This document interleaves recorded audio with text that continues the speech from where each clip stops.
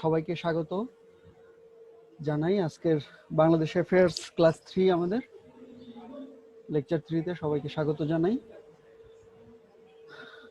আজকে auto activation দিয়ে রেখেছি, auto admit, waiting room active রাখিনি। সো সবাই অটোমেটিক্যালি কানেক্টেড হয়ে যাবেন, অ্যাডমিট করার দরকার নেই।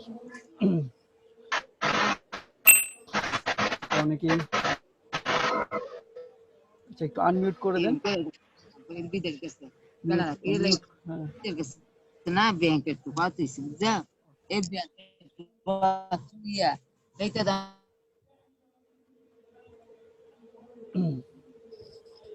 ওকে, আমার কথা শোনা যাচ্ছে? একটু দু একজন একটু রেসপন্স করুন, তাহলে বোঝা যাবে। জি স্যার, ওকে শোনা যাচ্ছে। ওকে, স্ক্রিনশটটা দিয়ে নিই। Board share.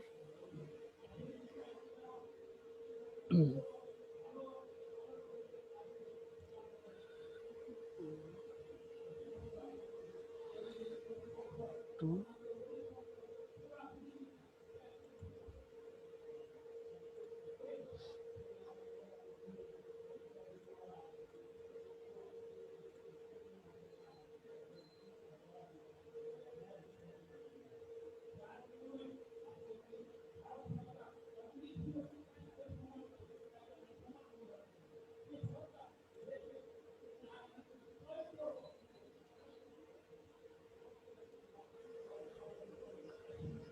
ওয়েট করেন আপনারা।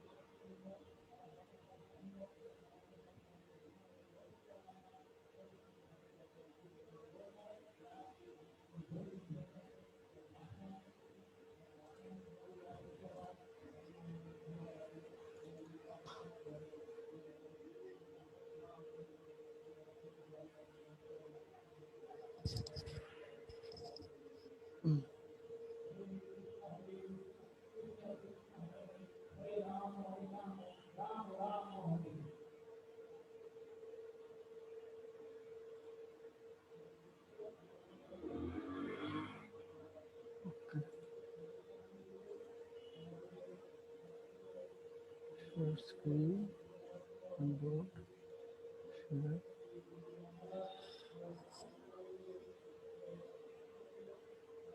আচ্ছা, আমার স্লাইড দেখা যাচ্ছে? একটু রেসপন্স করেন কেউ? জি স্যার। Thank you. দেখা যাচ্ছে। ওকে ওকে।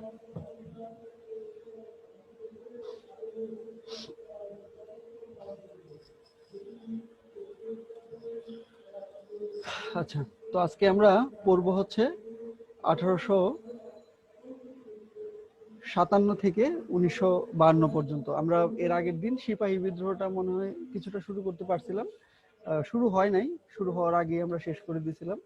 তো আজকে আমরা 1857 থেকে 1952 পর্যন্ত পড়ার চেষ্টা করব। আজকের ক্লাসটা আপনারা একটু মনোযোগ দিয়ে শুনবেন, এখানে অনেক তথ্য আছে আসার মতো, ইম্পর্টেন্ট অনেক তথ্য। আমি এর আগেও ক্লাসে বলেছি যে 1905 থেকে 1971 সাল, বিশেষ করে 1975 সাল পর্যন্ত পুরা এই প্রত্যেকটা সাল ইম্পর্টেন্ট। এখান থেকে প্রচুর পরিমাণে প্রশ্ন আসার সম্ভাবনা আছে, প্রতিটা জায়গায় ইম্পর্টেন্ট। তো ছোট ছোট অনেক তথ্য আছে, আপনারা একটু মনোযোগ দিয়ে ক্লাসটা করলে বা পরবর্তীতে যখন আপনারা বই পড়বেন তথ্যগুলো একটু মনে রাখার চেষ্টা করবেন। ওকে, তো আমরা শুরু করি। আজকের প্রথম টপিক 1857 সালের স্বাধীনতা সংগ্রাম, অর্থাৎ সিপাহী বিদ্রোহ দিয়ে শুরু করছি।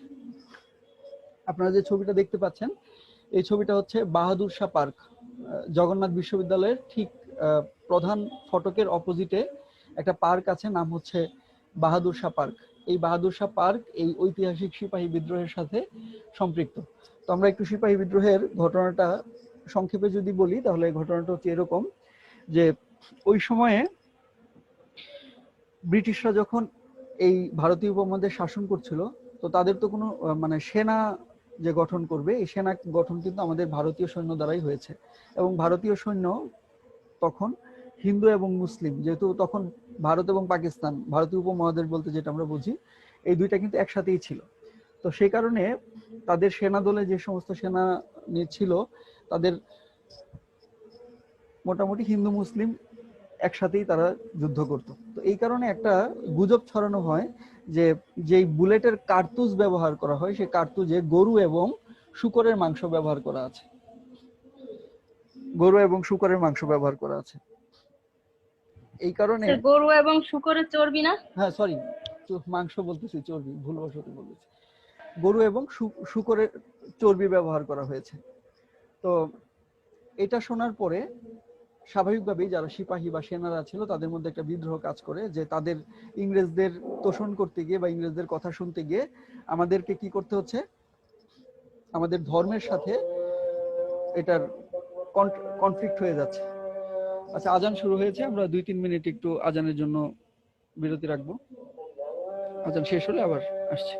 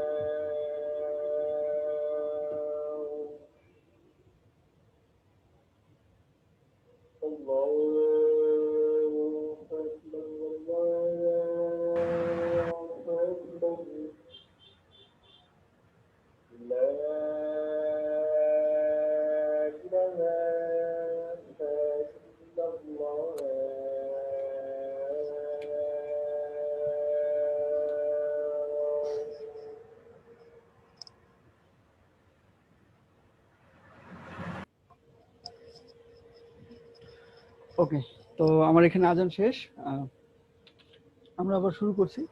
তো এই কারণে তখন এই সেনাদের মধ্যে একটা বিদ্রোহের সূচনা হয় যে তাদেরকে অপব্যবহার করা হচ্ছে বা তাদের ধর্মের সাথে এটা কনফ্লিক্ট হয়ে যাচ্ছে, সংঘর্ষ হয়ে যাচ্ছে, এবং সেনারা আস্তে আস্তে বিদ্রোহ করতে শুরু করে। এবং একই সাথে তৎকালীন ব্রিটিশদের যে অত্যাচার ছিল সৈন্যদের প্রতি বা ভারতীয়দের প্রতি, এটা আস্তে আস্তে ধীরে ধীরে মানুষের মধ্যে জাগতে শুরু করে, এবং সিপাহীদের মধ্যেও এই জিনিসটা জাগতে শুরু করে যে তারা বাইরে থেকে এসে আমাদের উপরে অত্যাচার করছে।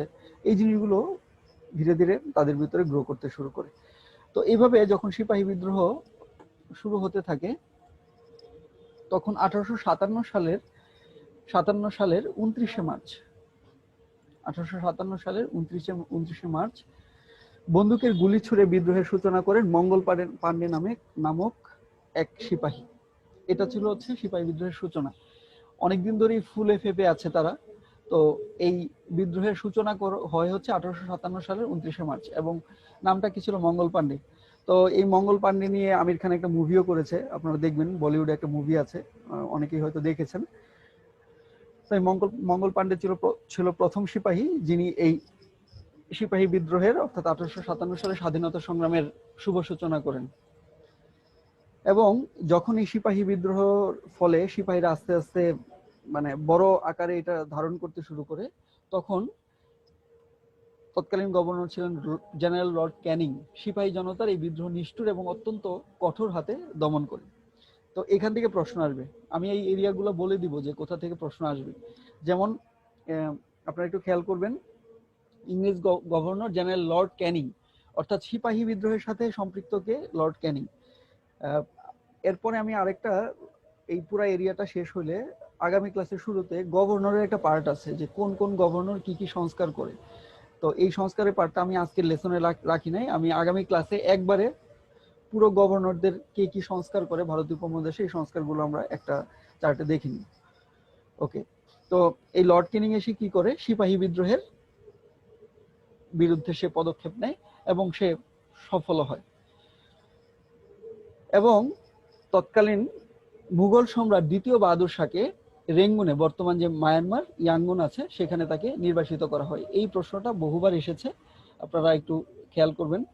লর্ড ক্যানিং এরটাও এসেছে এবং এই প্রশ্নটাও এসেছে, বারবার আসে যে দ্বিতীয় বাহাদুর শাহকে কোথায় নির্বাসিত করা হয় এবং এটা কোন আন্দোলনের প্রেক্ষাপটে তাকে নির্বাসিত করা হয়। উত্তর হবে 1857 সালে স্বাধীনতা সংগ্রাম অথবা সিপাহী বিদ্রোহ, যেটাই বলেন আপনারা, অপশনে যেটা থাকে। ঢাকার বাহাদুর শাহ পার্কে ঝুলিয়ে রাখা হয় অনেক সৈনিকের লাশ। ঝুলিয়ে রাখার তাৎপর্য কি? ঝুলিয়ে রাখার তাৎপর্য হচ্ছে যে তাদেরকে এই ঝোলানো দেখে যাতে অন্যান্য যারা সিপাহীরা ছিল বা যারা বিদ্রোহী মনোভাব ছিল, তারা যেন এই বিদ্রোহ করার সাহস না পায়। সেজন্য কি করা হয়? এই যে স্থান, ঐতিহাসিক স্থান যেটা আমরা দেখছি জগন্নাথ বিশ্ববিদ্যালয়ের সামনে, এখানে বহু সৈনিকের লাশ ঝুলিয়ে রাখা হয় এবং এই পার্ককেই পরবর্তীতে বাহাদুর শাহ পার্ক নামকরণ করা হয়। আগে অবশ্য ভিক্টোরিয়া পার্ক ছিল এটা। এখনো দেখবেন যে পুরান ঢাকায় যারা আছে তারা কিন্তু এটাকে ভিক্টোরিয়া পার্ক বললে চেনে। বিদ্রোহের ফলে 1858 খ্রিস্টাব্দের 1 নভেম্বর মহারানী ভিক্টোরিয়ার ঘোষণাপত্রে সত্যবিলোপ নীতি এবং এর সঙ্গে যুক্ত অন্যান্য নিয়ম বাতিল করা হয়। তো এই বিদ্রোহ যদিও কার্যকর হয় না এবং লর্ড ক্যানিং অনেক বেশি অত্যাচার করে এটাকে দমন করার চেষ্টা করছে, কিন্তু যখন বিদ্রোহের এই সংবাদ ভিক্টোরিয়া পর্যন্ত যায় বা ইংরেজ সরকার পর্যন্ত যায়, তখন এই ভিক্টোরিয়ার মাধ্যমে ঘোষণাপত্র আসে এবং সত্যবিলোপ নীতি এবং এর অন্যান্য সাথে যুক্ত যে অন্যান্য যে নিয়মগুলো ছিল এগুলা বাতিল করা হয়। অর্থাৎ এক অর্থে 1857 সালে স্বাধীনতা সংগ্রাম প্রথম অবস্থায় সফল না হলেও অন্তিমে গিয়ে সফল হয়েছিল। তো 1857 পর যে ঘটনাটা ঘটে সেটা হচ্ছে ভারতে জাতীয় কংগ্রেস প্রতিষ্ঠা হয়। ভারতীয় জাতীয় কংগ্রেস প্রতিষ্ঠা হয়। কংগ্রেস প্রতিষ্ঠার লক্ষ্য কি ছিল? কংগ্রেস প্রতিষ্ঠার লক্ষ্য ছিল হচ্ছে এই ব্রিটিশদের হাত থেকে ভারতীয় উপমহাদেশকে মুক্ত করা। এটা ছিল মূল লক্ষ্য। 1885 খ্রিস্টাব্দের শেষের দিকে ভারতীয় জাতীয় কংগ্রেস প্রতিষ্ঠা হলে ভারতের রাজনৈতিক ইতিহাসে এক নতুন যুগের সূচনা হয়। কেন? কারণ হচ্ছে এই রাজনৈতিক দলগুলো আস্তে আস্তে আত্মপ্রকাশ করে এবং পরবর্তীতে আমরা দেখব 1885 পর 1906 সালে মুসলিম লীগ প্রতিষ্ঠা হয় এবং কিভাবে মুসলিম লীগ প্রতিষ্ঠা হওয়ার মাধ্যমে আমাদের এই পূর্ব বাংলার রাজনীতিতে প্রভাব ফেলে, এমনকি পুরো ভারতীয় রাজনীতিতে, এমনকি 1947-এর দেশ বিভাগেও কিভাবে এটার প্রভাব পড়ে। এবং এটা শুরুটা কিভাবে হয়েছিল? এটা হচ্ছে ভারতীয় ইন্ডিয়ান ন্যাশনাল কংগ্রেস বা ভারতীয় জাতীয় কংগ্রেস প্রতিষ্ঠার মাধ্যমে 1885 খ্রিস্টাব্দের শেষের দিকে এই কংগ্রেস প্রতিষ্ঠা হয়। বড়লাট ডাফরিনের ইচ্ছায় ভারতীয় সিভিল সার্ভিস থেকে অবসরপ্রাপ্ত অ্যালান অক্টোভিয়ন হিউম, বড়লাট ডাফরিন পরীক্ষায় আসে না। দেখেন এখান থেকে খেয়াল করেন, ডাফরিন পরীক্ষায় আসে না, যে কার ইচ্ছায় আসে হচ্ছে এই তথ্যটা। অ্যালান অক্টোভিয়ন হিউম কংগ্রেস গঠনের পরিকল্পনা করেন। তাহলে এখান থেকে কিন্তু খুবই গুরুত্বপূর্ণ এই প্রশ্নটা, যে ইন্ডিয়ান ন্যাশনাল কংগ্রেস গঠনের পরিকল্পনা কে করেন? উত্তর হবে অ্যালান অক্টেভিয়ান হিউম। ভারতীয় জাতীয় চেতনায় উদ্বুদ্ধ সুরেন্দ্রনাথ বন্দ্যোপাধ্যায়, আনন্দমোহন বসু প্রমুখ নেতাদের সহযোগিতায় হিউম কংগ্রেস গঠনে সফল হন। তাহলে কবে হয়েছে এটা? 1885 খ্রিস্টাব্দের 25 ডিসেম্বর। 1800, যেটা আমরা প্রথম দিকে বলেছি, শেষের দিকে, অর্থাৎ 1885 খ্রিস্টাব্দের 25 ডিসেম্বর বোম্বাই শহরের, অর্থাৎ বর্তমান আমরা যে মুম্বাই বলছি, সেই মুম্বাই শহরে জাতীয় কংগ্রেস প্রতিষ্ঠিত হয় এবং কংগ্রেসের প্রথম সভাপতি ছিলেন কলকাতার বিখ্যাত ব্যারিস্টার উমেশচন্দ্র বন্দ্যোপাধ্যায়। দেখেন এখান থেকে কতগুলো প্রশ্ন দেখাই। প্রথম প্রশ্ন, ইন্ডিয়ান ন্যাশনাল কংগ্রেস কবে প্রতিষ্ঠিত হয়? উত্তর হচ্ছে 1885 খ্রিস্টাব্দের 25শে ডিসেম্বর। কোথায় প্রতিষ্ঠিত হয়? মুম্বাই শহরে। তারপর হচ্ছে কংগ্রেসের প্রথম সভাপতি কে ছিলেন? ব্যারিস্টার উমেশচন্দ্র বন্দ্যোপাধ্যায়। এই প্রশ্নটাও আসে, বিভিন্ন পরীক্ষায় আসে। আর এখান থেকে প্রশ্ন কি ছিল? অ্যালান অক্টেভিয়ান হিউম, তার পরিকল্পনায়। আর সাথে কারা ছিল? ভারতীয় জাতীয় চেতনায় উদ্বুদ্ধ সুরেন্দ্রনাথ বন্দ্যোপাধ্যায়, আনন্দমোহন বসু এবং অন্যান্য নেতাদের সহযোগিতায় হিউম এই কংগ্রেস সংগঠন সম্মেলন সফল করেন।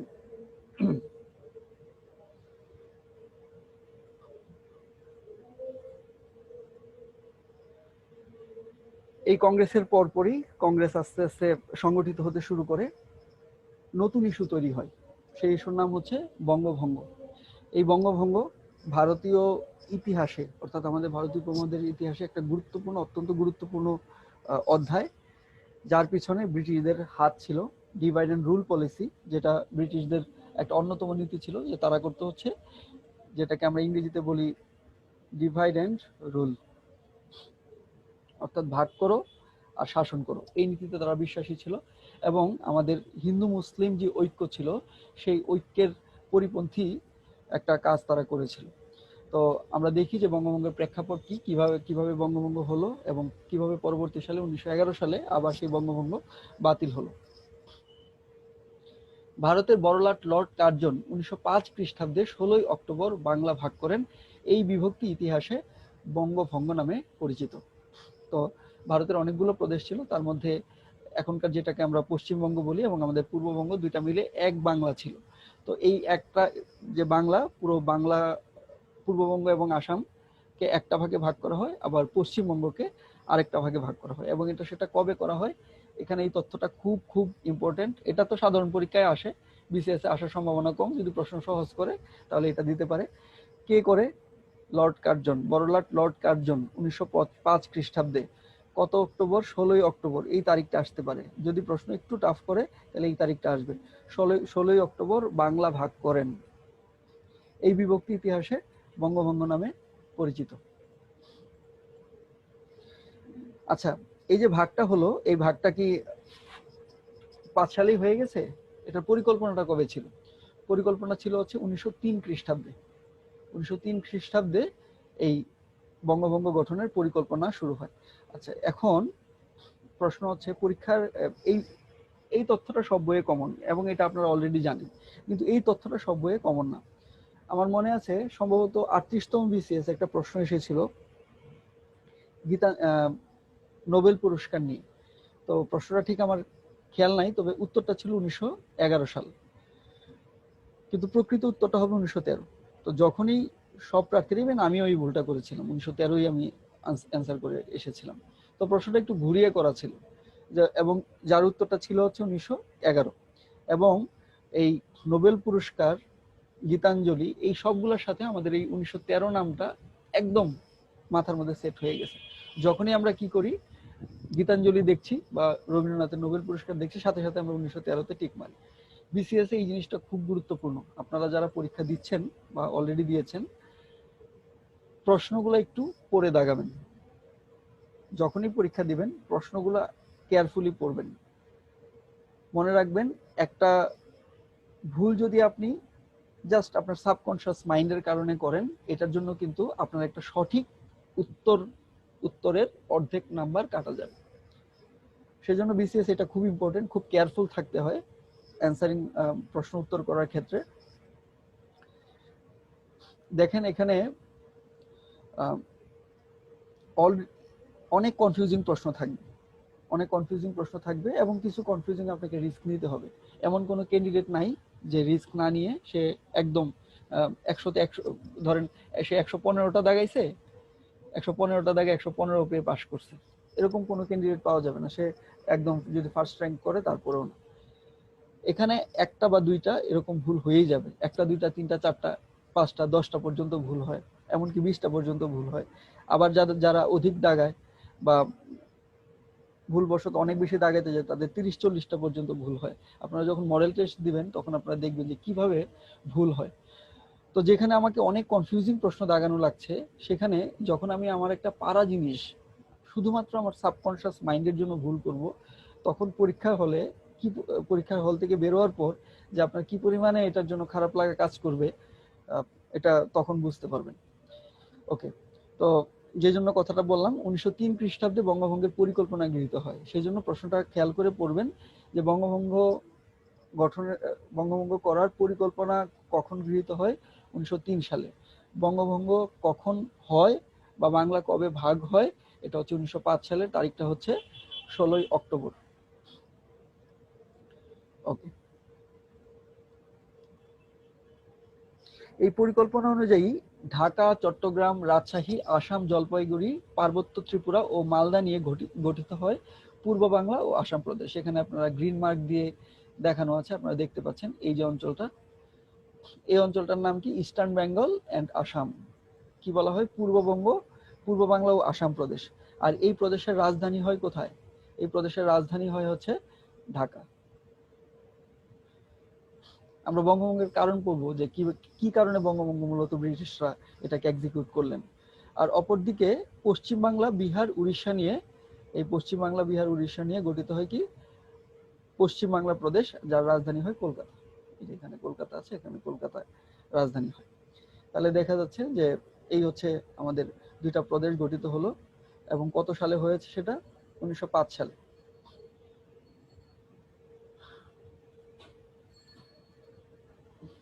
আচ্ছা, কেউ মনে হয় এই স্ক্রিনের উপরে মার্ক করছেন, কাইন্ডলি এটা একটু করবেন না, কারণ হচ্ছে দাগটা একটু মুছে দেন। আমার এখান থেকে হয় না এই দাগগুলো, অন্য কেউ করেছেন। কেউ যদি স্ক্রিনে টাচ করে থাকেন একটু মুছে দেন। ওকে,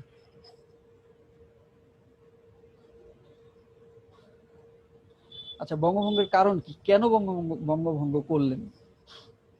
দেখেন এখানে আরেকটা চার্ট দেওয়া আছে, এই যে বিহার, উড়িষ্যা, আর এই তো কলকাতা আমাদের পশ্চিমবঙ্গের, আর পূর্ববঙ্গ, তারপর হচ্ছে আসাম আমাদের বাংলাদেশ সহ, এই হচ্ছে ঢাকা, এই হচ্ছে এরিয়া। তো ব্রহ্মদেশ বলতে যেটাকে আমরা বলি বার্মা বা মিয়ানমার, যাই বলেন, এটার পূর্ব নাম ছিল হচ্ছে ব্রহ্মদেশ, তৎকালীন নাম। কেন বঙ্গভঙ্গ হয়েছিল? বঙ্গভঙ্গের পেছনে যে কারণগুলো ছিল তার মধ্যে উপমহাদেশের 1/3 লোকের বসবাস, বাংলা প্রেসিডেন্সির প্রশাসনিক কার্যক্রম সুষ্ঠুভাবে পরিচালনা এবং আইন শৃঙ্খলা রক্ষার স্বার্থে বঙ্গভঙ্গ করা হয়। এই বাংলা প্রেসিডেন্সিতে অনেক লোকের বসবাস, এবং এই পুরো এরিয়াটাকে একটা সিস্টেমের ভিতরে কন্ট্রোল করা বা একটা প্রশাসনিক ব্যবস্থার আন্ডারে কন্ট্রোল করা তৎকালীন ব্রিটিশদের জন্য কঠিন ছিল। সেজন্য তারা কি করে? দুইটাকে ভাগ করে দেয়, যাতে করে বিভক্তিকরণের মাধ্যমে তাদের জন্য শাসন ব্যবস্থাটাকে মেনটেন করা সহজ হয়।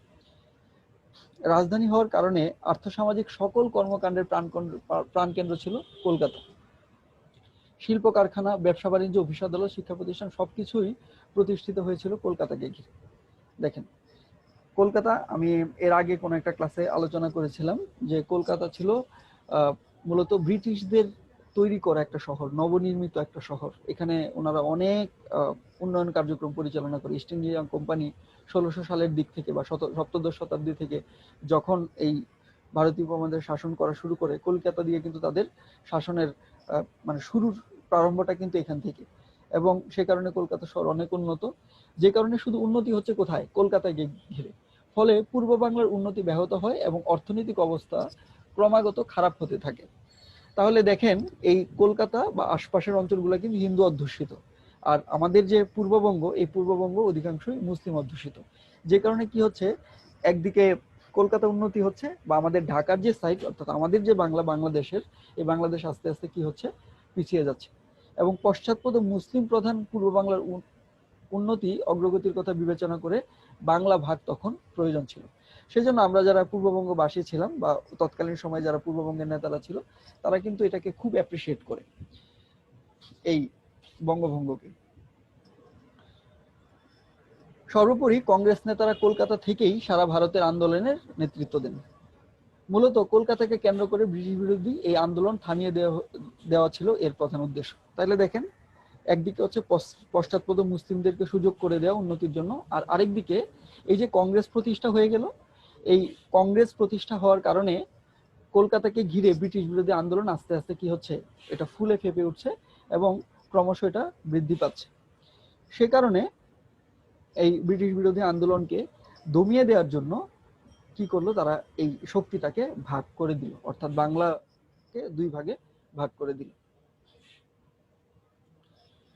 হিন্দু ও মুসলমানের সম্মিলিত শক্তি, এবং তারা দেখছে যে অনেক ক্ষেত্রেই কংগ্রেস নেতাদের সাথে হিন্দু এবং মুসলিমরা একই সাথে জড়িত। তখন কি করে, তারা এই হিন্দু মুসলিমের ঐক্যটাকে সহ্য করতে পারে না। ঐক্যবদ্ধ বাংলা ছিল ব্রিটিশ প্রশাসনের জন্য বিপজ্জনক, এবং তারা বুঝতে পারছিল যদি এই হিন্দু এবং মুসলিম এই দুইটা দেশ এক হয়ে যায়, দুইটা জাতি যদি এক হয়ে যায়, বা তারা যদি একসাথে আমাদের বিরুদ্ধে আন্দোলন করে, তাহলে আমাদের পক্ষে এই অঞ্চলে শাসন ব্যবস্থা কায়েম রাখা সম্ভব না। সে কারণে তারা কি করলো, এটাকে মানে এমনিতেই তো একটা জাতিগত দ্বন্দ্ব ছিল, এটাকে তারা হাওয়া দিয়েছে, অর্থাৎ এই জিনিসটাকে তারা প্রমোট করেছে, এবং এই দুই ভাগে তারা এই এরিয়াটাকে ভাগ করার জন্য সিদ্ধান্ত নিয়েছে। দেখেন এখানে বিভেদ ও শাসন নীতি, যেটা আমি বলছিলাম যে ডিভাইড এন্ড রুল পলিসি, এই পলিসিতে তারা অগ্রসর হচ্ছিল। তো এই হচ্ছে বঙ্গভঙ্গ হওয়ার মূল কারণ। এই প্রশ্নটা আপনাদেরকে রিটেনে লিখতে হয়, প্রায় পরীক্ষাতেই আসে। তো আমি এখন যেই পড়াগুলা পড়াচ্ছি, আপনারা অনেকেই আমাকে মেসেঞ্জারও নক করেছেন যে রিটেনের সাথে কোন প্রশ্নগুলো আমি একসাথে পড়বো। তো আমি বারবার করে এর আগের ক্লাসেও বলেছিলাম যে রিটেন নিয়ে আপাতত ভাবার দরকার নাই, আপাতত আপনারা প্রিলিমিনারি নিয়ে ভাবেন। কেন? কারণ হচ্ছে রিটেনের পড়া অটোমেটিক্যালি হয়ে যাবে। তো এখানে আমি কিছু শুধু তথ্য দিয়ে রাখতে পারতাম, কিন্তু শুধু তথ্য দিয়ে রাখলে যেটা হয় সেটা হচ্ছে আপনাদের কনসেপ্টটা বুঝতে অসুবিধা হয়, এবং এই তথ্যগুলো মাথায় থাকে না। এবং যেই কারণে, এবং যেখানে তথ্য দেওয়ার দরকার সেখানে আমি শুধু তথ্যই দিয়েছি, কিন্তু যেই জায়গাগুলো আমাদের একটু ডিটেলস জানা দরকার, যেমন এই বঙ্গভঙ্গের কারণ, এটার উপরে কিন্তু আপনার রিটেন পরীক্ষা নির্ভর করছে। বঙ্গভঙ্গের কারণ, হ্রদের কারণ, এখান থেকে আমরা যা পড়বো এগুলো রিটেনে ডিটেলস লেখা লাগে, এবং একদম সেম এই প্রশ্নটা আসে। আর এই প্রশ্নটা যদি আপনি টু দা পয়েন্টে খুব সুন্দর যুক্তিযুক্ত কারণ দ্বারা লিখতে পারেন, তাহলে আপনি একটা ভালো মার্কস এখানে ক্যারি করতে পারবেন। তো জাস্ট আমি বললাম যে যেমন এখান থেকে ফর এক্সাম্পল এই স্লাইডটা থেকে এমসিকিউ প্রশ্ন কিন্তু আসার সম্ভাবনা নাই। এখান থেকে কোনো এমসিকিউ প্রশ্ন আমি দেখি না আসবে। কেন? কারণ হচ্ছে এখানে সব হচ্ছে ডেসক্রিপটিভ, অর্থাৎ অ্যানালিটিক্যাল। তাহলে আপনারা খেয়াল করেন, আগের স্লাইডটাতে অনেকগুলো এমসিকিউ প্রশ্ন আমি দেখিয়েছিলাম যে কিভাবে এমসিকিউ আসছে, অথচ এই স্লাইডে কোনো এমসিকিউ নাই। তাহলে এই স্লাইডটা কিসের জন্য? এই স্লাইডটা হচ্ছে এমসিকিউ এর যে ধারাবাহিকতাগুলো আছে, যে তথ্যগুলো আছে, এই তথ্যগুলোর ক্রম অনুসন্ধানের জন্য, বা বেসিক্যালি আমরা যে জিনিসটা বুঝতে চাচ্ছি সেটাকে বোঝার জন্য, ইতিহাসটাকে প্রকৃতভাবে জানার জন্য। ওকে, এবং বঙ্গভঙ্গের কি প্রতিক্রিয়া হয়েছিল দেখেন। বাংলার মুসলমানরা নবাব সলিমুল্লাহ নেতৃত্বে বঙ্গভঙ্গকে স্বাগত জানায়। তো কি কারণে স্বাগত জানায়? যে ওকে ফাইন, যে আগে কংগ্রেসের নেতৃত্বে কলকাতা যখন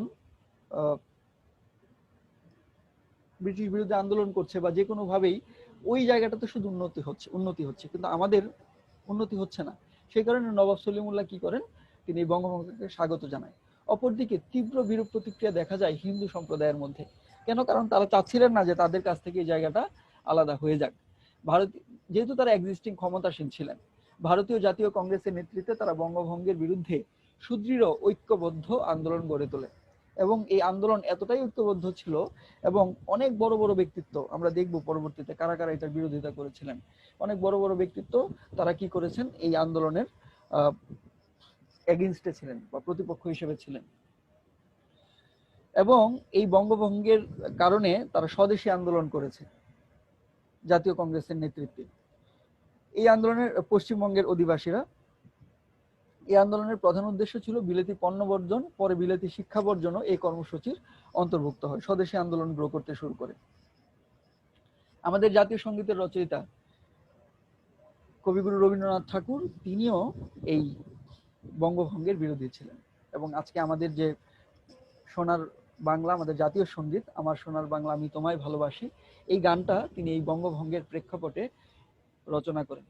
তো এই এখান থেকে বাংলাতেও প্রশ্ন আসতে পারে, যেমন ধরেন এখান থেকে কি কি প্রশ্ন আসতে পারে, এই গানটি রবীন্দ্রনাথের কোন গ্রন্থের, কোন কাব্যগ্রন্থের অন্তর্গত। আমি একটু বলে রাখি, এটা হচ্ছে গীতবিতান, এটা গীতবিতান কাব্যগ্রন্থের অন্তর্গত। তারপর এই আমার সোনার বাংলা আমি তোমায় ভালোবাসি, এটা গীতবিতান কাব্যগ্রন্থ অন্তর্ভুক্ত করা হয়, কিন্তু প্রকৃতপক্ষে এটা লেখা হয়েছিল কিসের জন্য? বঙ্গভঙ্গের প্রতিক্রিয়া হিসেবে। তো এবং এই জিনিসটা, এই যে গানটা, এই গানটা প্রথম ছাপা হয় কোথায়? প্রথম ছাপা হয় হচ্ছে 1905 সালের, বঙ্গভঙ্গ 1905 সাল 7 অক্টোবর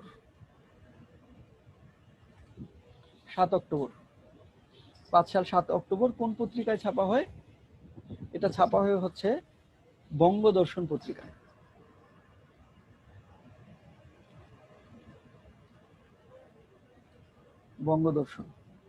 বঙ্গদর্শন পত্রিকায় এই এই প্রশ্নটা কিন্তু ইম্পর্টেন্ট, অনেক জায়গায় এসেছে যে আমার সোনার বাংলা আমি তোমায় ভালোবাসি প্রথম কোন কোথায় ছাপানো হয় বা কোন পত্রিকায় ছাপানো হয়? উত্তর হচ্ছে বঙ্গদর্শন পত্রিকায় ছাপানো হয়। এবং স্বদেশী আন্দোলন বা এই যে বঙ্গভঙ্গের বিরোধী, এটাকে কেন্দ্র করে অনেকেই পরবর্তীতে অনেক কিছু রচনা করেন, যেমন ধরেন আমাদের ডিএল রায় বলতে দ্বিজেন্দ্রলাল রায়, তারপর হচ্ছে আপনার পুলিন বিহারী দাস, যেমন বিখ্যাত যে গান আছে ধন ধান্য পুষ্পে ভরা আমাদেরই বসুন্ধরা, এই গানও কিন্তু এই বঙ্গভঙ্গের প্রেক্ষাপটেই রচিত। এবং এই সমস্ত আন্দোলনগুলোকে বলা হয় হচ্ছে স্বদেশী আন্দোলন। তো ওই সময়ে আমাদের ঢাকায় অনেকেই, আবার এমন না যে আমাদের পূর্ববঙ্গের কেউ এটার বিরোধিতা করেনি, পূর্ববঙ্গেরও অনেকে বিরোধিতা করেছে। যেমন ধরেন অনুশীলন সমিতি নামের একটা সমিতি ছিল, সংগঠন ছিল অনুশীলন। এই প্রশ্নটা অনেক জায়গায় এসেছে। অনুশীলন, এই অনুশীলন নামের সংগঠনটা এটা কিন্তু বঙ্গভঙ্গের বিরোধী ছিল এবং এটা ঢাকা কেন্দ্রিক সংগঠন। ঠিক আছে, অনুশীলন সমিতি বা অনুশীলন বলা হয় এটাকে। ওকে,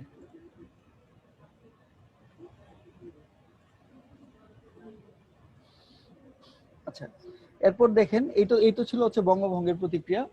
এরপরে দেখেন বঙ্গভঙ্গ রদের প্রতিক্রিয়া কি ছিল। রদ মানে কি? রদ শব্দের অর্থ হচ্ছে বাদ করে দেওয়া বা বাতিল করে দেওয়া। বঙ্গভঙ্গ রদের কি কারণে রদ করতে বাধ্য হয়েছিল? তো এইভাবে যখন জ্ঞানী গুণী রবি ঠাকুরের মতো ব্যক্তিত্ব, ডিএল রায়ের মতো ব্যক্তিত্ব, স্বদেশী আন্দোলন, ভারতের কংগ্রেসের বড় বড় নেতা সবাই যখন এটার বিরোধিতা করছে, পরবর্তীতে ব্রিটিশ সরকার এই আন্দোলনকারীদেরকে দমন করতে পারেনি। কেন? কারণ হচ্ছে স্বদেশী আন্দোলনের ফলে কি হচ্ছে, যখন বিলেতি পণ্য আসলে এই দেশে তাদের আসার উদ্দেশ্যটা কি? ব্রিটিশ গভর্নমেন্টের আসার উদ্দেশ্য হচ্ছে এই দেশে তারা রাজত্ব করবে, এই দেশের মানুষকে শোষণ করবে, এই দেশের অর্থ তারা এখান থেকে নিয়ে যাবে, এই দেশের অর্থ সেখানে নিয়ে তারা তাদের রাজস্ব বৃদ্ধি করবে। এটাই তো মূল লক্ষ্য। এবং ঔপনিবেশিক শাসন সে এই দেশে কায়েম করবে। যখন তারা দেখছে, আচ্ছা কাইন্ডলি আপনারা একটু বোর্ডে দাগ দিবেন না, অনেকেই দাগ দিচ্ছে, যারা দিচ্ছেন একটু কাইন্ডলি মুছে ফেলেন। তো যখন তারা দেখছে যে এইভাবে তাদের বাণিজ্য আস্তে আস্তে কমতে শুরু করছে, সেই কারণে তারা 1911 খ্রিস্টাব্দে বঙ্গভঙ্গ রদ করতে বা বাতিল করতে বাধ্য হয়। বঙ্গভঙ্গ রদ করতে বা বাতিল করতে বাধ্য হয়।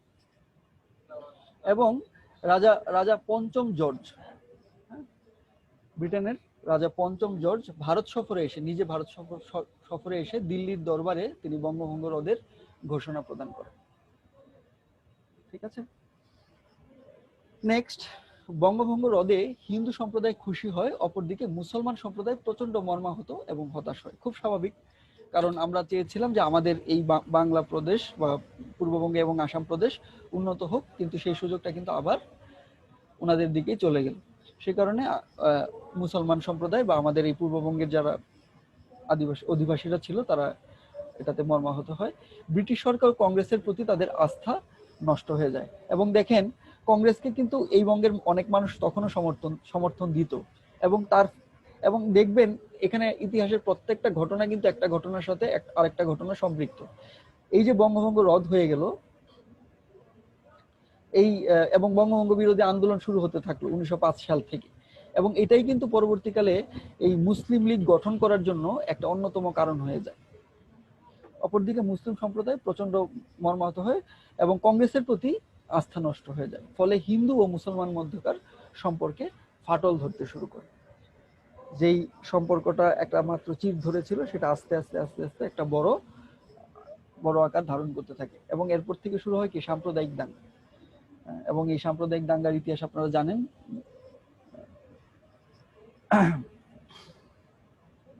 এর ফলশ্রুতিতে কি হয়, 1906 সালে এই বঙ্গভঙ্গের কারণে বা ইতিপূর্বে আমাদের কংগ্রেস নেতাদের মুসলিমদের সাথে যে মতানৈক্য, এর কারণে মুসলিম লীগ প্রতিষ্ঠা হয়। এবং মুসলিম লীগ প্রতিষ্ঠার পিছনেও বেশ কিছু কারণ ছিল, আমরা একটু এই কারণগুলো দেখার চেষ্টা করি। 1906 খ্রিস্টাব্দে 1 অক্টোবর আগা খানের নেতৃত্বে 35 সদস্য বিশিষ্ট মুসলিম প্রতিনিধি দল সিমলায় বড়লাট লর্ড মিন্টোর সঙ্গে দেখা করেন। তৎকালীন 1906 সালে বড়লাট লর্ড মিন্টোর সঙ্গে দেখা করেন। দেখেন, অলরেডি কিন্তু লর্ড কার্জনের টাইম ওভার, মিন্টোর শাসন শুরু। লর্ড মিন্টোর সঙ্গে দেখা করেন এবং সেখানে বড়লাটের কাছে মুসলমানদের স্বার্থ রক্ষা সংক্রান্ত একটি দাবিনামা পেশ করা হয়। আমি একটু মাঝখানে একটা কথা বলে রাখি, এই আলোচনায় আপনারা এই স্লাইডটা পড়লে মানে অনেক তথ্য এই স্লাইডে আছে। আমি এখানে বাদ দেওয়ার চেষ্টা খুব কম করেছি, একদম মৌলিক জিনিস প্রায় সবগুলাই রাখার চেষ্টা করেছি। এবং আমি চেষ্টা করেছি যে এই পড়াটা যাতে আপনাদের রিটেনেও কাজে লাগে। এখন রিটেনের মতো করে পড়ার দরকার নাই, আমি আবারও বলছি, কারণ রিটেন পড়তে গেলে সব মিলে পরীক্ষা যতদিনে আছে আপনারা পারবেন না। রিটেনের জন্য সময় পাবেন, রিল্যাক্স, প্রিলি পাস করেন, রিটেনের জন্য যথেষ্ট সময় পাবেন। আপাতত এটাতে ধ্যান দেন, বিষয়টাকে বোঝার চেষ্টা করেন। 1906 খ্রিস্টাব্দের ডিসেম্বরের 30 তারিখে ঢাকায় অনুষ্ঠিত হয় নিখিল ভারত মুসলিম এডুকেশন কনফারেন্স।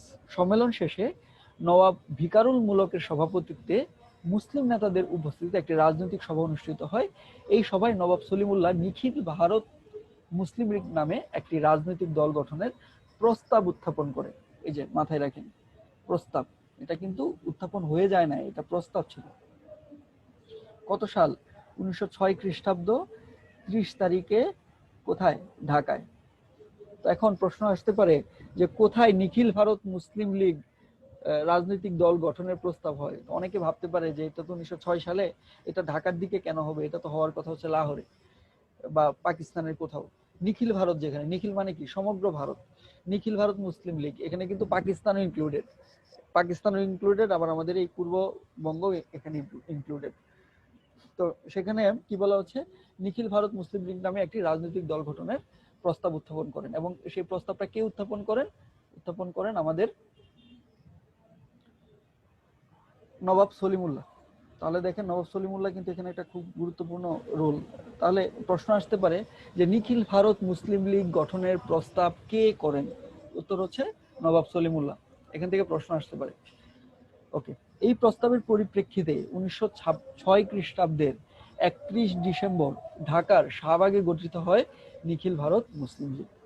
তাহলে দেখেন, পরবর্তীতে এটা সবাই গ্র্যান্ট হয় এবং ঠিক তার পরের দিন 1906 খ্রিস্টাব্দের 30 ডিসেম্বর মিটিং হয়েছে এবং 31 ডিসেম্বর ঢাকার কোথায়? শাহবাগে। এখানে প্রত্যেকটা শব্দ ইম্পর্টেন্ট। দেখেন, কত সাল? 1906 খ্রিস্টাব্দ। আমি অনেক ক্ষেত্রে একটা কথা বারবার করে রিপিট করার কারণ হচ্ছে যাতে এই তথ্যটা আপনাদের মাথায় ঢোকে। শুধু যদি এভাবে আমরা পড়ে চলে যাই তাহলে জিনিসগুলো মাথায় থাকবে না। খেয়াল করেন, এই প্রস্তাবের পরিপ্রেক্ষিতে 1906 খ্রিস্টাব্দে কত সালে নিখিল ভারত মুসলিম লীগ? 1906। এই প্রশ্নটা খুব কমন প্রশ্ন। নিখিল ভারত মুসলিম লীগ কবে প্রতিষ্ঠা হয়? 1906 সালে। কে প্রস্তাব পেশ করেন? নবাব সলিমুল্লাহ। তারপর হচ্ছে কত তারিখে? 31 ডিসেম্বর। সাধারণত তারিখ আসে না, কিন্তু তারপরে জেনে রাখা ভালো। কোথায়? ঢাকায়। ঢাকার কোথায়? শাহবাগে। শাহবাগে গঠিত হয় নিখিল ভারত মুসলিম লীগ নামে একটি রাজনৈতিক দল। ওকে, তো এইভাবে কিন্তু 1906 খ্রিস্টাব্দে আগা খানের নেতৃত্বে 35 সদস্য বিশিষ্ট যে মুসলিম প্রতিনিধি দল 1 অক্টোবর সিমলায় বড়লাট মিন্টোর সঙ্গে সাক্ষাৎ করেন, এবং তার একটা পজিটিভ ইমপ্রেশনের কারণে কিন্তু পরবর্তীতে 1906 সালে এই মুসলিম লীগ প্রতিষ্ঠা হয়েছিল। এই মুসলিম লীগ প্রতিষ্ঠা হওয়ার পর হিন্দু মুসলিম দ্বন্দ্ব তো চলতেই থাকে, এবং অনেক ক্ষেত্রেই দেখা যায় যে, যেটা আমরা বললাম যে 1911 সালে বঙ্গভঙ্গ রদ হওয়ার পরেও কিন্তু ধীরে ধীরে কি হয়, বাড়তে থাকে। কিন্তু বাড়তে থাকলেও একই সাথে দুইটাই হয়। একই সাথে যেমন হিন্দু মুসলিম দাঙ্গা চলতে থাকে, আবার একই সাথে ব্রিটিশ বিরোধী আন্দোলনের আরেকটা যুগ শুরু হয়, বাংলার সশস্ত্র আন্দোলন। অর্থাৎ বাঙালিরা তখন ব্রিটিশদের বিরুদ্ধে অস্ত্র ধারণ করার যে অভ্যাসটা, সেটা কিন্তু ততদিনে হয়ে যায়। খেয়াল করেন, 1911 খ্রিস্টাব্দ থেকে 1930 পর্যন্ত এই সংগ্রাম জোরদার হলেও এর আগেই এই সংগ্রাম শুরু হয়েছিল। আমরা দেখেছি ইতিপূর্বে অনেকেই রক্ত দেওয়ার জন্য চেষ্টা করেছে। 1908 খ্রিস্টাব্দে ইংরেজ ম্যাজিস্ট্রেট কিংসফোর্ডকে হত্যা করার জন্য ক্ষুদিরামের বোমা হামলার মধ্য দিয়ে সশস্ত্র বিপ্লবী আন্দোলন আত্মপ্রকাশ করে। এখানে দেখেন, খেয়াল করেন, এখানে কিন্তু খুব ইম্পর্টেন্ট একটা প্রশ্ন আছে যে প্রথম সশস্ত্র আন্দোলনের সূচনা কে করেন? উত্তর কে? ক্ষুদিরাম। 1908 খ্রিস্টাব্দে ইংরেজ ম্যাজিস্ট্রেট কিংসফোর্ডকে হত্যা করার জন্য ক্ষুদিরামের বোমা হামলার মধ্য দিয়ে সশস্ত্র বিপ্লবী আন্দোলন আত্মপ্রকাশ করে। এবং 1911 খ্রিস্টাব্দে বঙ্গভঙ্গ রদের আগেই বাংলার প্রথম পর্যায়ের সশস্ত্র আন্দোলন কিছুটা স্থিমিত হয়ে পড়ে। এবং যদিও এটা শুরু হয়েছিল, এটা সশস্ত্র আন্দোলনটা কিছুটা স্থিমিত হয়ে পড়ে। এবং দ্বিতীয় পর্যায়ে এই বিপ্লবী আন্দোলন শুরু হয় হচ্ছে 1912 খ্রিস্টাব্দে, কারণ মাঝখানে নিজেদের ইস্যু চলে আসে, এই যে বঙ্গভঙ্গকে নিয়ে। এই কারণে কিছুটা স্থিমিত হলেও আবার বঙ্গভঙ্গ রদ হয়ে যাওয়ার পরে 1912 খ্রিস্টাব্দে আবার এই জিনিসটা চালু হয়ে যায়। তার প্রথম স্টেপ হিসেবে কি ছিল? খিলাফত আন্দোলন। আচ্ছা, খিলাফত আন্দোলন আসলে জিনিসটা কি? খিলাফত আন্দোলনটা হচ্ছে মূলত ভারতের যারা মুসলমানরা ছিল, তারা কিন্তু তৎকালীন যে তুরস্ক ছিল, তুরস্ক একটা পূর্ণভূমি, এবং তুরস্কের যে খলিফা ছিল, তুরস্কের খলিফাকে তারা ধর্মীয় নেতা বলে মনে করত। এবং ধর্মীয় নেতা বলে মনে করার কারণে এই খলিফার যে আদেশ নির্দেশ, তারা তাদেরকে খুব মান্য করত, শ্রদ্ধা করতেন। কিন্তু প্রথম বিশ্বযুদ্ধের সময়, খেয়াল করে দেখেন, কিন্তু প্রথম বিশ্বযুদ্ধের সময় তুরস্কের সুলতান ব্রিটিশ বিরোধী শক্তি জার্মানির পক্ষ অবলম্বন করলে ভারতে মুসলমান সম্প্রদায় বিব্রত হন। কারণটা কি? কারণটা দেখেন। আচ্ছা, ভারত তখন কার আন্ডারে? ভারত তখন হচ্ছে ব্রিটিশদের আন্ডারে। আর এদিকে এটা কোন বিশ্বযুদ্ধ? প্রথম বিশ্বযুদ্ধ। প্রথম বিশ্বযুদ্ধ কবে শুরু হয়? এটা 1914 সালের দিকে ঘটনা। তো প্রথম বিশ্বযুদ্ধ শুরু হয়। এদিকে আপনারা জানেন, এক পক্ষে জার্মানরা ছিল, আবার অন্যদিকে কি ছিল? আমাদের ব্রিটিশরা ছিল, ব্রিটিশরা ছিল। তো যেহেতু ব্রিটিশরা কোথায় শাসন করতেছে? ব্রিটিশরা শাসন করতেছে হচ্ছে ইন্ডিয়াতে। তাহলে ইন্ডিয়ান যারা সোলজাররা ছিল, সৈনিকরা ছিল, তারা কাদের কথা মানত?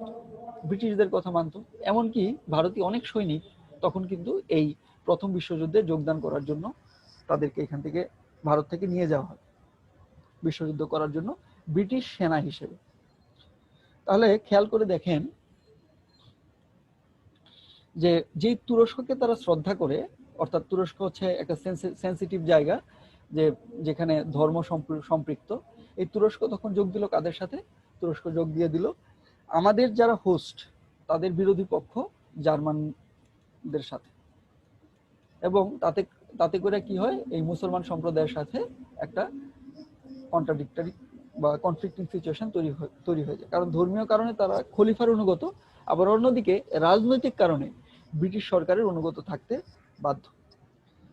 আপনারা জানেন, রিটেন পরীক্ষায় টিকা আসে, বাংলাদেশ বিষয়াবলী পরীক্ষায় প্রতিটা টিকার মার্কস হচ্ছে 5 করে। প্রচুর পরিমাণে লেখা,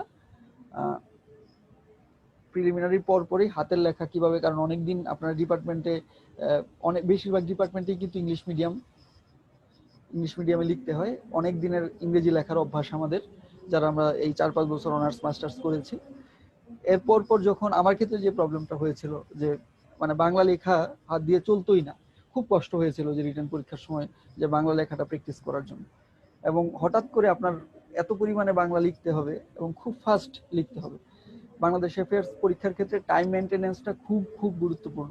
আপনি প্রয়োজনে একটা দুইটা প্রশ্ন শর্ট করে অ্যান্সার করেন, কিন্তু আপনাকে অবশ্যই এখানে 200 মার্কসের মধ্যে 200 মার্কসেই খুব কোয়ালিটি অ্যান্সার করার চেষ্টা করতে হবে। এই 200 মার্কসের মধ্যে 20 মার্কস থাকে হচ্ছে টিকা। তো এই টিকা বিভিন্ন ক্ষেত্রে হয়, যেমন ধরেন মুসলিম লীগ, এটা একটা টিকা হইতে পারে। খিলাফত আন্দোলন, এটা একটা টিকা হতে পারে। বঙ্গভঙ্গ, এটা একটা টিকা হতে পারে। 5 করে মার্কস। এই ছোট্ট ছোট্ট টপিকগুলোর উপরে জাস্ট আপনি যদি এই তথ্যগুলো সুন্দর করে প্রেজেন্ট করে দিয়ে আসতে পারেন, আপনি অত্যন্ত সুন্দর মানে একটা ভালো মার্কস এখানে ক্যারি করতে পারবেন। আর আরেকটা বিষয় আমি বারবারই বলি যে এখন যদি আপনার কনসেপ্ট ক্লিয়ার থাকে, তাহলে রিটেনে গিয়ে প্রেশার মনে হবে না। বাংলাদেশ অ্যাফেয়ার্স এর বড় বড় বইগুলো দেখলেও আপনি বুঝতে পারবেন যে এই বইগুলো আমি আসলেও পড়তে পারবো, কারণ ঘটনাটা আমার জানা আছে। ওকে, তাহলে দেখেন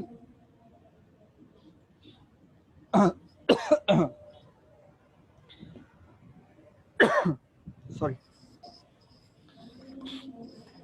রাজনৈতিক কারণে তারা ব্রিটিশ সরকারের প্রতি অনুগত থাকতে বাধ্য, কিন্তু এই যুদ্ধে জার্মানি হেরে গেলে জার্মানির পক্ষে যোগদানের কারণে শাস্তি স্বরূপ তুরস্ককে খণ্ডবিখণ্ডিত করার পরিকল্পনা করা হয়। কে পরিকল্পনা করে?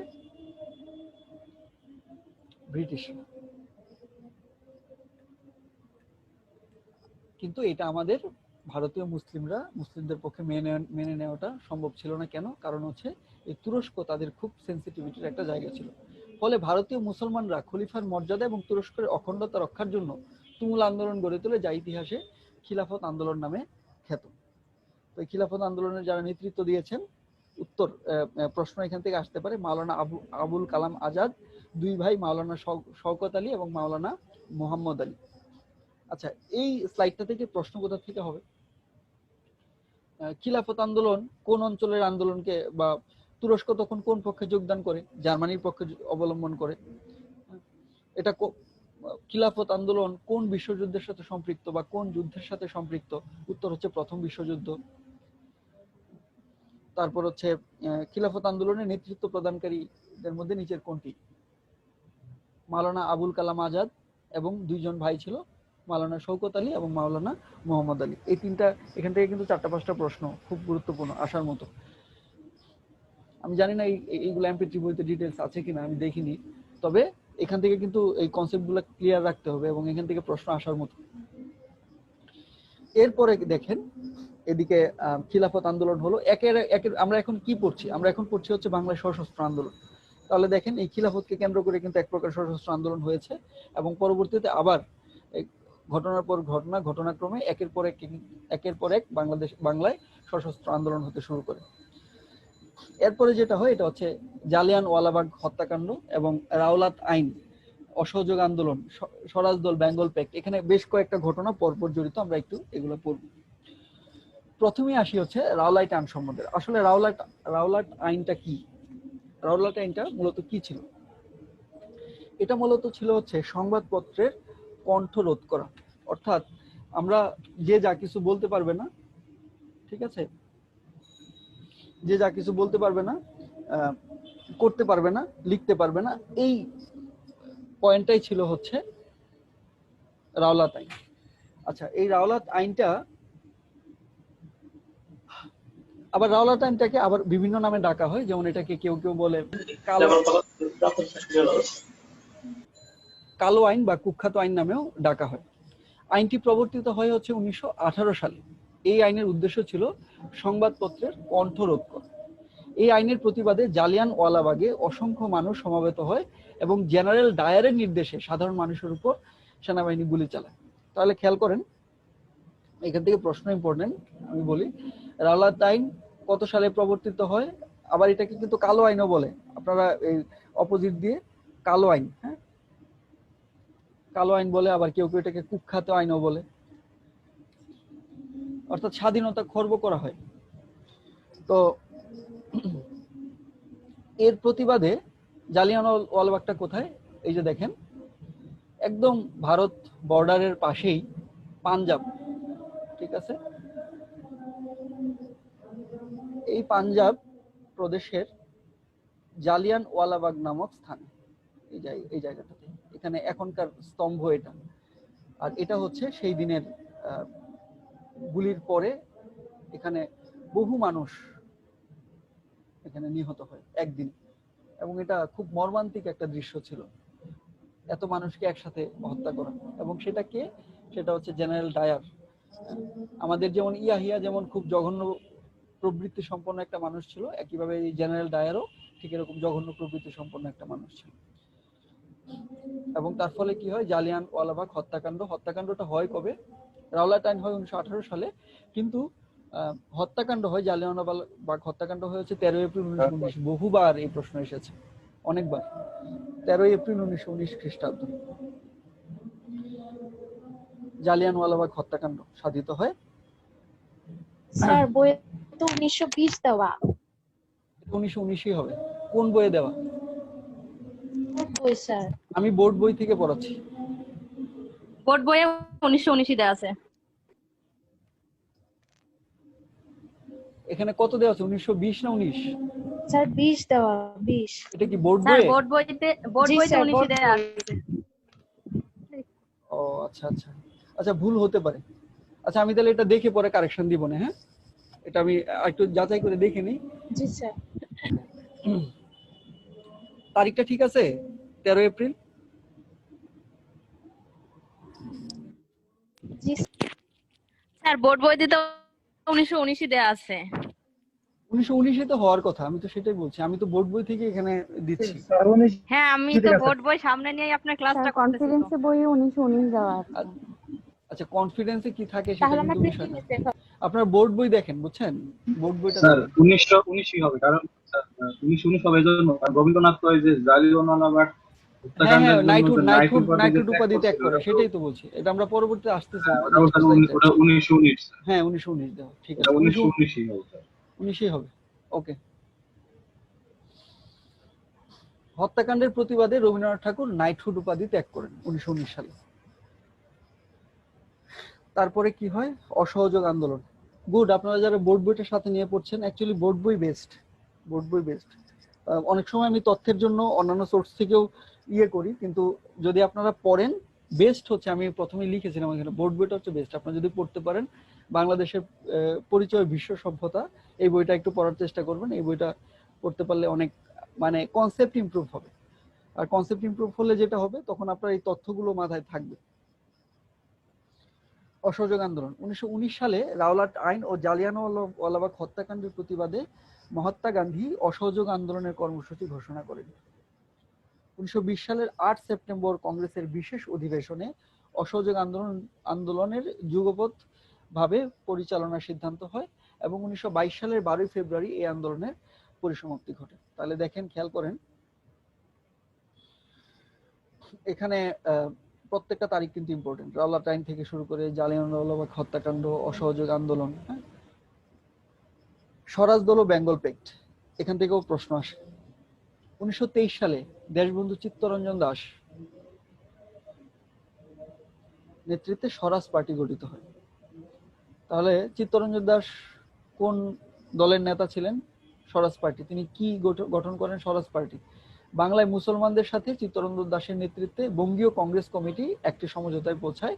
এই সমঝোতার চুক্তিটি বাংলা চুক্তি বা বেঙ্গল পেক চুক্তি নামে খ্যাত। আর এই চুক্তিটা কেন করা হয়?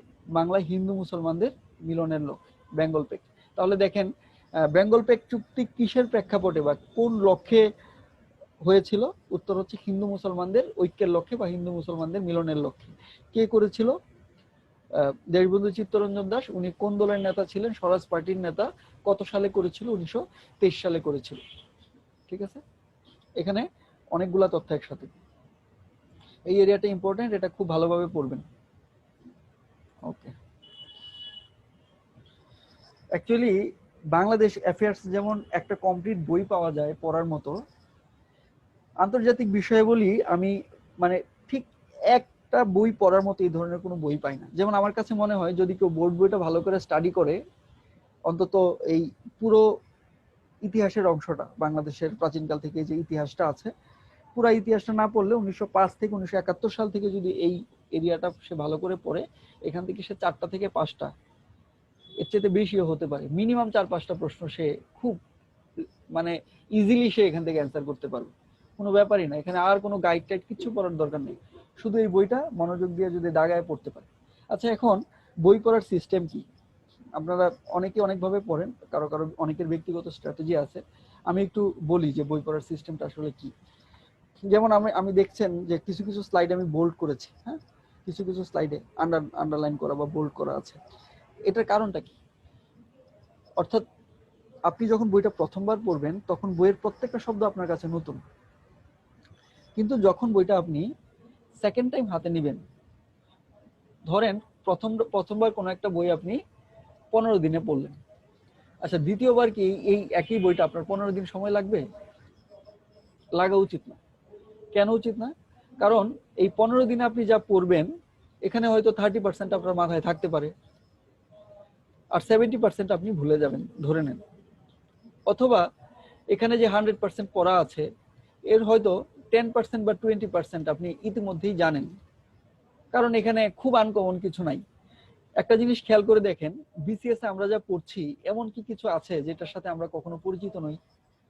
প্রত্যেকটা জিনিসের সাথে আমরা পরিচিত। আপনি বাংলার কথা বলেন, বাংলা যদি আপনার 9-10 থেকে মানে অ্যাটলিস্ট 9-10, 8-9-10 আপনার ভালো করে বাংলার বেসিকটা, আমরা তো পরে আর কেউ বাংলা ওইভাবে পড়া হয় না, অন্তত 9-10টা যদি কেউ বাংলা বেসিক ভালো থাকে তাহলে বাংলা তার আর পড়ার প্রয়োজন হয় না খুব বেশি। বাংলার বেসিকটা যদি ক্লিয়ার থাকে, কারণ আমার মনে আছে যে সেই নত্য সত্য বিধানের কবিতা আমি ক্লাস 8-এ যখন যা মুখস্থ করেছিলাম, বা উপসর্গ আমি ক্লাস 8-এ প্রথম আমরা খুব সম্ভবত 8-এই আমরা প্রথম এই 9-10-এর বাংলা ব্যাকরণটা আমি পড়ি। আর ওই সময়কার যে পড়াটা, এরপরে কিন্তু আর উপসর্গ, বাংলা উপসর্গ, তৎসম উপসর্গ, এগুলা কিন্তু আর প্রয়োজন হয় নাই। তারপর হচ্ছে আপনার প্রকৃতি প্রত্যয়, তারপর হচ্ছে আপনার সমাস, হ্যাঁ, নত্যবিধান, সত্যবিধান, এই জিনিসগুলো কিন্তু আর প্রয়োজন হয় না। এমনকি রিটেন পর্যন্ত, আপনি রিটেনে যাবেন, বাংলায় রিটেনের গ্রামার সিলেবাস হচ্ছে সবচেয়ে সহজ, মাত্র কয়েক পৃষ্ঠা। অনেকে মনে করে যে এটা অনেক কঠিন ব্যাপার, কিন্তু আসলে মানে যা সিলেবাসটা বোঝার পরে দেখবেন যে বইয়ে অনেক থাকবে, কিন্তু আসলে এই বাংলা ব্যাকরণ মাত্র কয়েক পৃষ্ঠা পড়লে আপনি অনেক ভালো মার্কস করতে পারবেন। এবং রিটেনের বাংলা সিলেবাসটা যথেষ্ট সহজ সিলেবাস, কঠিন কিছু না, অন্তত গ্রামার পার্টটা। তো হ্যাঁ, সাহিত্য পার্টটা কঠিন। কেন সাহিত্য পার্টটা কঠিন? কারণ হচ্ছে এখানে প্রচুর পরিমাণে মানে সাহিত্যের থেকে প্রশ্ন আসে। এরকম না যে অমুক অমুক জায়গায় চরিত্র কে ছিল, বলবে যে ঘটনাটা বিশ্লেষণ করুন বা এই চরিত্রটি বিশ্লেষণ করুন। অ্যাকচুয়ালি একটা চরিত্র বিশ্লেষণ করতে গেলে কি হয়, আপনাকে ঘটনাটা জানতে হবে। ঘটনাটা না জানলে আপনি চরিত্র বিশ্লেষণ করতে পারবেন না। যদি বলা হয় যে পথের পাঁচালীর অপু ও দুর্গার চরিত্রের বিশ্লেষণ করুন, তাহলে এই অপু দুর্গার চরিত্র বিশ্লেষণ করতে গেলে আপনাকে কি করতে হবে? পথের পাঁচালী পড়তে হবে। পথের পাঁচালী না পড়লে তো আপনি অপু দুর্গা পারবেন না। এই কারণে সাহিত্যটা কঠিন। কিন্তু প্র্যাকটিক্যালি এই গ্রামার পার্টটা খুব ইজি বিসিএস রিটেনে, কোনো টেনশনই নেই। তো আমি যে কথাটা বলছিলাম যে এখানে নতুন জিনিস খুব কম। যেমন যেই জিনিসগুলো আমরা এখন পড়ছি, দেখেন 8-এ বা 7-এ, যারা 9-এ হয়তো অনেকের গ্রুপ পরিবর্তন হয়েছে বা ইতিহাস ডিটেলস পড়া হয় না, হ্যাঁ নতুন কিছু সংযোজন হয়েছে, কিন্তু বেসিকটা কিন্তু একই। এই ক্রমটা আমরা জানি, 47-এ দেশ বিভাগ হয়েছিল, 1905 সালে যে বঙ্গভঙ্গ হয়েছিল, হ্যাঁ, তারপর হচ্ছে আমাদের ইশাকার ঘটনা, মুঘল সাম্রাজ্যের ঘটনা, এবং পরবর্তীতে আমাদের 71-এর মুক্তিযুদ্ধের ইতিহাস, এটা আমরা প্রায় সবাই জানি। এখন কি করতে হবে? এই তথ্যগুলোকে আমাদেরকে আবার রোমন্থন করতে হবে। আমি যদি আমার কথা বলি, তাহলে আমি পুরো বিসিএস জার্নিতে ইংরেজি শুধু লিটারেচার অংশটাই ভালো করে পড়েছি, আর গ্রামার খুব বেশি পড়া হয় নাই। প্রিলির জন্য কিছু পড়েছি, প্রিলির জন্য কিছু পড়া হয়েছে প্রিলিমিনারিতে ভালো করার জন্য। কিন্তু রিটেনে ইংরেজিতে কোনো সময়ই আমার দিতে হয়নি। মানে ব্যক্তিগতভাবে আমার কাছে মনে হয়েছে এটাতে আমি কি সময় দিব, কারণ ট্রান্সলেশন প্র্যাকটিস বা এখানে ফ্রি হ্যান্ড রাইটিং বা একটা প্যাসেজ থাকে, এই প্যাসেজটা থেকে অ্যান্সার করতে হয়। অ্যাকচুয়ালি এখানে নতুন করে পড়ার কিছু নাই। সেজন্য অনেকেই বলে যে যাদের বেসিক ভালো তারা বিসিএস এ ভালো করে, এবং আমি এটার সাথে একমত। এখন প্রশ্ন হচ্ছে যে যাদের বেসিক ভালো না তাহলে তাদের তারা কি করবে? উত্তর হচ্ছে তাদেরকে এক্সট্রা আওয়ার খাটতে হবে। যেমন ধরেন আমি যে ইংরেজিতে যে টাইমটা সেভ করতে পেরেছি, দুইটা জায়গায় আমি টাইম সেভ করেছিলাম, একটা হচ্ছে ইংলিশ, আরেকটা হচ্ছে আইসিটি। তো এই দুইটা জায়গায় টাইমটা কোথায় দিতে পেরেছি আমি এটাতে ডেইলি সায়েন্সে, সাধারণ বিজ্ঞানে বা দৈনন্দিন বিজ্ঞানে দিতে পেরেছি, ম্যাথে দিতে পেরেছি, আমি সাধারণ জ্ঞানে দুর্বল ছিলাম সেখানে দিতে পেরেছি। তো এই অর্থাৎ আপনি তখন কি করতে পারবেন, আপনার দুর্বল জায়গাগুলোতে টাইম ইনভেস্ট করতে পারবেন। নতুন করে পড়ার কিছু নাই আসলে, সবই আছে। ইভেন 9-10 এর বিজ্ঞান যে বইটা, এটাই কিন্তু ভালো করে পড়লে আপনি অনেক কমন পেয়ে যাবেন। আরেকটা বিষয় বলি, যারা বিসিএস ম্যাথ নিয়ে টেনশনে আছেন, একটু ম্যাথ নিয়ে দু একটা কথা বলি, একদম 2-3 লাইন আপনারা একটু ভালো করে মনোযোগ দিয়ে শোনেন ম্যাথ নিয়ে আমার এক্সপিরিয়েন্সটা কি। আমি যখন ম্যাথ বিসিএস প্রিপারেশন নিতে শুরু করি, ম্যাথ আমি এমনিতে 8-10 পাইতাম, ম্যাথ জেনারেলি 8-10 পাওয়া যায়। এই 8-10টাকে প্রিলিমিনারি ম্যাথে আউট অফ 15 8-10টাকে যদি আপনি 12 বা 13 করতে চান তাহলে আপনাকে এক্সট্রা আওয়ার খাটতে হবে।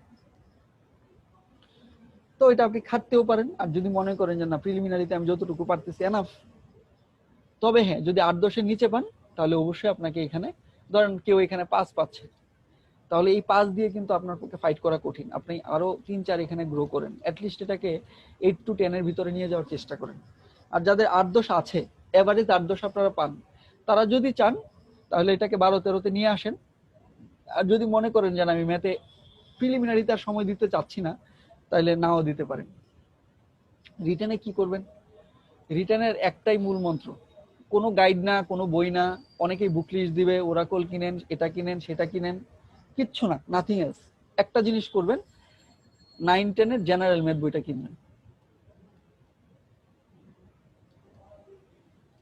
দুইটা রিটেনের এক্সপিরিয়েন্স থেকে বলতেছি, 9-10 এর general math, higher math 9-10, selected chapters, BCS এর টপিকগুলোর সাথে যেই চ্যাপ্টারগুলো রিলেটেড আছে এই চ্যাপ্টারগুলো করবেন। যারা সায়েন্স ব্যাকগ্রাউন্ডের না, আপনারা আপনাদের কোনো বন্ধু বা যারা হায়ার ম্যাথে ভালো আছে তাদের সাথে পরামর্শ করে এই চ্যাপ্টারগুলো করে ফেলবেন। একটা গাইড বই সাথে নিতে পারেন, গাইড বই দেখে দেখে এই ম্যাথগুলো করে ফেলবেন। এই দুইটা বই যদি আপনারা করেন, রিটেনে আপনি মিনিমাম 35 মার্কস কমন পাবেন, অ্যাটলিস্ট পাবেনই, অফকোর্স পাবেন, 35 মার্কস কমন পাবেন। আচ্ছা, এখন বাকি 15-র জন্য আপনাকে কি করতে হবে? আর কি করতে হবে? ইন্টারমিডিয়েট বই থেকে পারমুটেশন, কম্বিনেশন মানে বিন্যাস, সমাবেশ এবং সম্ভাব্যতা, প্রবাবিলিটি যেটাকে আমরা বলি, এই 3টা চ্যাপ্টার করবেন। আপনি ম্যাথে 40+ পাবেন, 100-এ 100 মাস্ট পাবেন। এই 3টা জিনিস যদি আপনি পড়তে পারেন, আর কোনো ওরাকল টোরাকল কিচ্ছু পড়বেন না, প্রিভিয়াস ইয়ারের কোশ্চেনগুলো সলভ করবেন যে কোনো বই থেকে, আর এই 3টা জিনিস পড়বেন, ম্যাথের প্রবলেম সলভ রিটেনের জন্য। ইভেন প্রিলিমিনারির জন্যও বলবো, জেনারেল ম্যাথ 9-10 এর বইটা করে যান, আপনি এখান থেকে 8 থেকে 10 মার্কস কমন পেয়ে যাবেন ম্যাথ। ওকে, আর দ্বিতীয় কোনো চিন্তা ভাবনা করার দরকার নেই। আচ্ছা, এবার হচ্ছে ধরেন আপনার জেনারেল ম্যাথের প্রিপারেশন হয়ে গেছে। আচ্ছা, আপনারা কি বিরক্ত হচ্ছেন যে আমি ম্যাথের বিষয়ে বলছি এই কারণে? জি না স্যার, অনেক ভালো হচ্ছে। হ্যাঁ, এটা তো আমাদের জন্য অনেক ভালো হচ্ছে। আমি বাংলাদেশ এফেয়ার্স পড়াচ্ছি, আমি আসলে না, না, ওটা একটু চাই যে বলবেন আপনারা না, সবগুলো আমাদের বিষয় ভালো। হ্যাঁ স্যার, এগুলো আমাদের অনেক উপকার হয়েছে। ওকে, আমি আবার একটু বলি। বলেন। আচ্ছা, আমি কোথায় যেন বলাটা শেষ করছিলাম, কথা বলাটা লাস্ট? বাংলাদেশ এফেয়ার্স। না, লাস্ট ম্যাথের ব্যাপারে কোথায়? হ্যাঁ, 8-9 পাওয়া সম্ভব। আপনার পাওয়া যায় 9-10 এর ম্যাথ বই থেকে। এটা আচ্ছা বলছি। আচ্ছা আচ্ছা, বলছি আমি, কম্বিনেশন পারমুটেশন ওইগুলা। হ্যাঁ পারমুটেশন কম্বিনেশন। আচ্ছা শেষ করছি। ইন্টারের বই থেকে পারমুটেশন ইন্টারমিডিয়েট কম্বিনেশন। এই হয়ে গেল তো। হ্যাঁ স্যার। এইবার আপনি কি করবেন, ধরেন আপনার এই 3টা বই করা শেষ। আমি যেটা করেছি এটা আমার কাছে মনে হয়েছে যে টোটাল আমার জন্য খুব হেল্পফুল হয়েছে। এটা হচ্ছে আমি নীলক্ষেত থেকে পুরাতন টেস্ট পেপার কিনেছি 9-10 এর ম্যাথ টেস্ট পেপার পাওয়া যায়, এবং টেস্ট পেপারগুলো এত সুন্দর করে করা। আপনারা যা 9-10 টিউশন করেন তারা আপনারা জানেন, আমি বেশিরভাগ ক্ষেত্রেই ইন্টারমিডিয়েট পড়িয়েছি টিউশন যখন করিয়েছি, সেই জন্য আমার খুব বেশি 9-10 ম্যাথ পড়ানো হয়নি। আমি যখন টেস্ট পেপারগুলো দেখলাম যে এত চমৎকারভাবে টেস্ট পেপারগুলো সাজানো, এই টেস্ট পেপার সলভ করতে বরাবরই খুব ভালো লাগতো আমার। তো তখন আমি কি করলাম, এটা হচ্ছে রিটেনের আগে, এটা কিন্তু প্রিলিমিনারির জন্য না। প্রিলিমিনারিতে আপনারা এটা এই স্ট্র্যাটেজি ফলো করতে যায় না। হ্যাঁ প্রিলিমিনারিতে ফলো করতে পারেন, টেস্ট পেপারের যে এমসিকিউ অংশটা আছে না, এটা প্র্যাকটিস করতে পারেন, কাজে দিবে, 100% কাজে দিবে। তবে ব্যাংক ম্যাথের কিন্তু স্ট্র্যাটেজি আলাদা। আরেকটা জিনিস আপনাদেরকে বলি, আমি একজন পিওর বিসিএস ক্যান্ডিডেট। আমি আগে বলেছি কিনা জানি না এই আপনাদের সাথে, আমি বিসিএস ছাড়া অন্য কোনো পড়াশোনা করি নাই, একদমই করি নাই। কিন্তু তারপরেও আপনাদের দোয়া আশীর্বাদে আমি মোটামুটি 12টা ভাইবা দিয়েছি, তারপর আরো 4টা থেকে 5টা ভাইবা পেন্ডিং আছে। ব্যাংকে একটা চাকরি হয়েছে, আরো 2-3টা চাকরি হতে পারে। এটা কিন্তু শুধুমাত্র বিসিএস প্রিপারেশন, আমি একটা অন্য কিছু কোনো কিছুর জন্য প্রিপারেশন নেইনি। তো বিসিএস পড়ে ব্যাংক পড়া যায়, কিন্তু যারা ব্যাংকের ক্যান্ডিডেট তাদেরকে আবার টার্ন করে বিসিএস আসা কঠিন। এটা আমার এক্সপিরিয়েন্স, আমি আমার ফ্রেন্ডসদেরকে দেখেছি যে যারা ব্যাংকে প্রিপারেশন নিয়েছে তারা আর বিসিএস এ যেতে পারে না। কিন্তু আমি নিজে যখন বিসিএস এর প্রিপারেশন নিয়েছি, এই প্রিপারেশন থেকে আপনার যদি বেসিক ভালো থাকে, ম্যাথের বেসিক ভালো থাকে, তাহলে আপনি অবশ্যই ব্যাংকেও ভালো করতে পারবেন। সেজন্য যাদের বয়স আছে, আমি এই পরামর্শটা নিশ্চয়ই যার বয়স 28 বা 29 তার জন্য নয়। আপনাদের যাদের বয়স আছে, যাদের বয়স 24 থেকে 26 এর কোটায়, আপনারা অবশ্যই ফার্স্ট টার্গেট রাখেন বিসিএস। এবং প্রথম বিসিএস এ আপনার টার্গেট হচ্ছে আমি অবশ্যই রিটেন পর্যন্ত যাব, আমি ক্যাডার হতে পারি আর না পারি। অবশ্যই আমাদের সবার লক্ষ্য ক্যাডার হওয়া, কিন্তু সবাই তো ক্যাডার হবে না। ছোট ছোট মানে লিটল স্টেপ, খুব ভেরি টাইনি স্টেপস আমাদেরকে আস্তে আস্তে আগাইতে হবে। একটা ছোট বাচ্চা যখন হাঁটতে শিখে একবারই কি দৌড়াইতে পারবে? পারবেন। আস্তে আস্তে ধীরে ধীরে ধীরে ধীরে আপনি ফার্স্ট বিসিএস এ মনে করেন যে না আমি অবশ্যই রিটেন পর্যন্ত যাব, আর যখন রিটেন দিবেন তখন আপনার কাছে মনে হবে আমি অবশ্যই ভাইবা দিব। আর যখন ভাইবা দিতে যাবেন তখন আপনি আপনার ভিতরে এই কনফিডেন্সটা কাজ করতে হবে যে আমি যেহেতু ভাইবা দিচ্ছি, আমি এই ভাইবাতেই একটা ক্যাডার নিয়ে বেরো। আমাকে দেখে আমি আপনাদের সাথে আমার ভাইবা হয়তো শেয়ার করি না, একদিন সময় পেলে ভাইবাটা শেয়ার করব। আমার ভাইবা ভালো হয় না, কিন্তু তারপরেও যেহেতু একটা ভালো ক্যাডার পেয়েছি। আজকে করেন? হ্যাঁ না আজকে বলবো না, আজকে আমাদের টপিকটা অনেক বড়। তো শুনেন, অনেক টপিক থাকবে, অর্থনীতি যখন পড়াবো না, একদিন আমি ভাইবার ইতিহাসটা বলবো পুরাটা, এটা আলোচনা করতে সময় লাগবে, আমার ভাইবার এক্সপেরিয়েন্সটা বলবো না আরেকদিন। ভাই শিখবে একদিন বললেন ভাই। ওকে। তো আমার ভাইবা খারাপ হয়েছিল, আমি খুব আপসেট ছিলাম। ভাইবা থেকে বের হয়ে আমার এক বন্ধু অ্যাডমিন ক্যাডারে আছে, ওকে ফোন দিলাম যে বন্ধু ভাইবা আসলে মন মতো হয় না। আমি খুব আপসেট হয়ে গেছিলাম, এবং যে কারণে 40 রিটার্নটা খুব ভালো করে দেওয়ার চেষ্টা করেছি, এবং আপনাদের দোয়ায় 38-এর চাইতে 40 রিটার্ন ভালো হয়েছে। তো কিন্তু তারপরেও যেহেতু ভালো ক্যাডার পেয়েছি, অবশ্যই রিটার্নের মার্কস ভালো ছিল। ভাইবাই যে একদম খারাপ মার্কস দেয় না এটা আমি বুঝতে পেরেছি। এটার কারণটা কি ছিল, যে ভাইবাই আপনি যে অনেকেই বলে যে, আমি আগে শুনতাম, আমি নিজেও শুনেছি যখন ভাইবা পরীক্ষা দিতে যাইতাম, যে ভাইবাই আসলে অ্যাটিটিউডটা খুব ইম্পর্টেন্ট, আপনি কিভাবে অ্যানসারটা করছেন এটা ইম্পর্টেন্ট। আপনি কি অ্যানসার দিচ্ছেন সেটার চাইতেও বড় কথা হচ্ছে আপনি কিভাবে অ্যানসারটা দিচ্ছেন। আপনারা হয়তো প্রফেসর ডক্টর মিজানুর রহমান স্যারকে চিনেন, বর্তমানে যিনি জগন্নাথ ইউনিভার্সিটির ভিসি। তো স্যার আমার সরাসরি শিক্ষক। উনি যখন আমাদের ঢাকা বিশ্ববিদ্যালয়ে ছিলেন, আমি তখন সেকেন্ড ইয়ারে পড়ি, একই সাথে তিনি ঢাকা বিশ্ববিদ্যালয়ের ট্রেজারার ছিলেন। উনি আমাদেরকে পড়াতেন, ওই সময় একটা কোর্স পড়িয়েছিলেন। তো উনি ক্লাসে একটা কথা বলেছিলেন যে অফারিং ইজ ইম্পর্টেন্ট।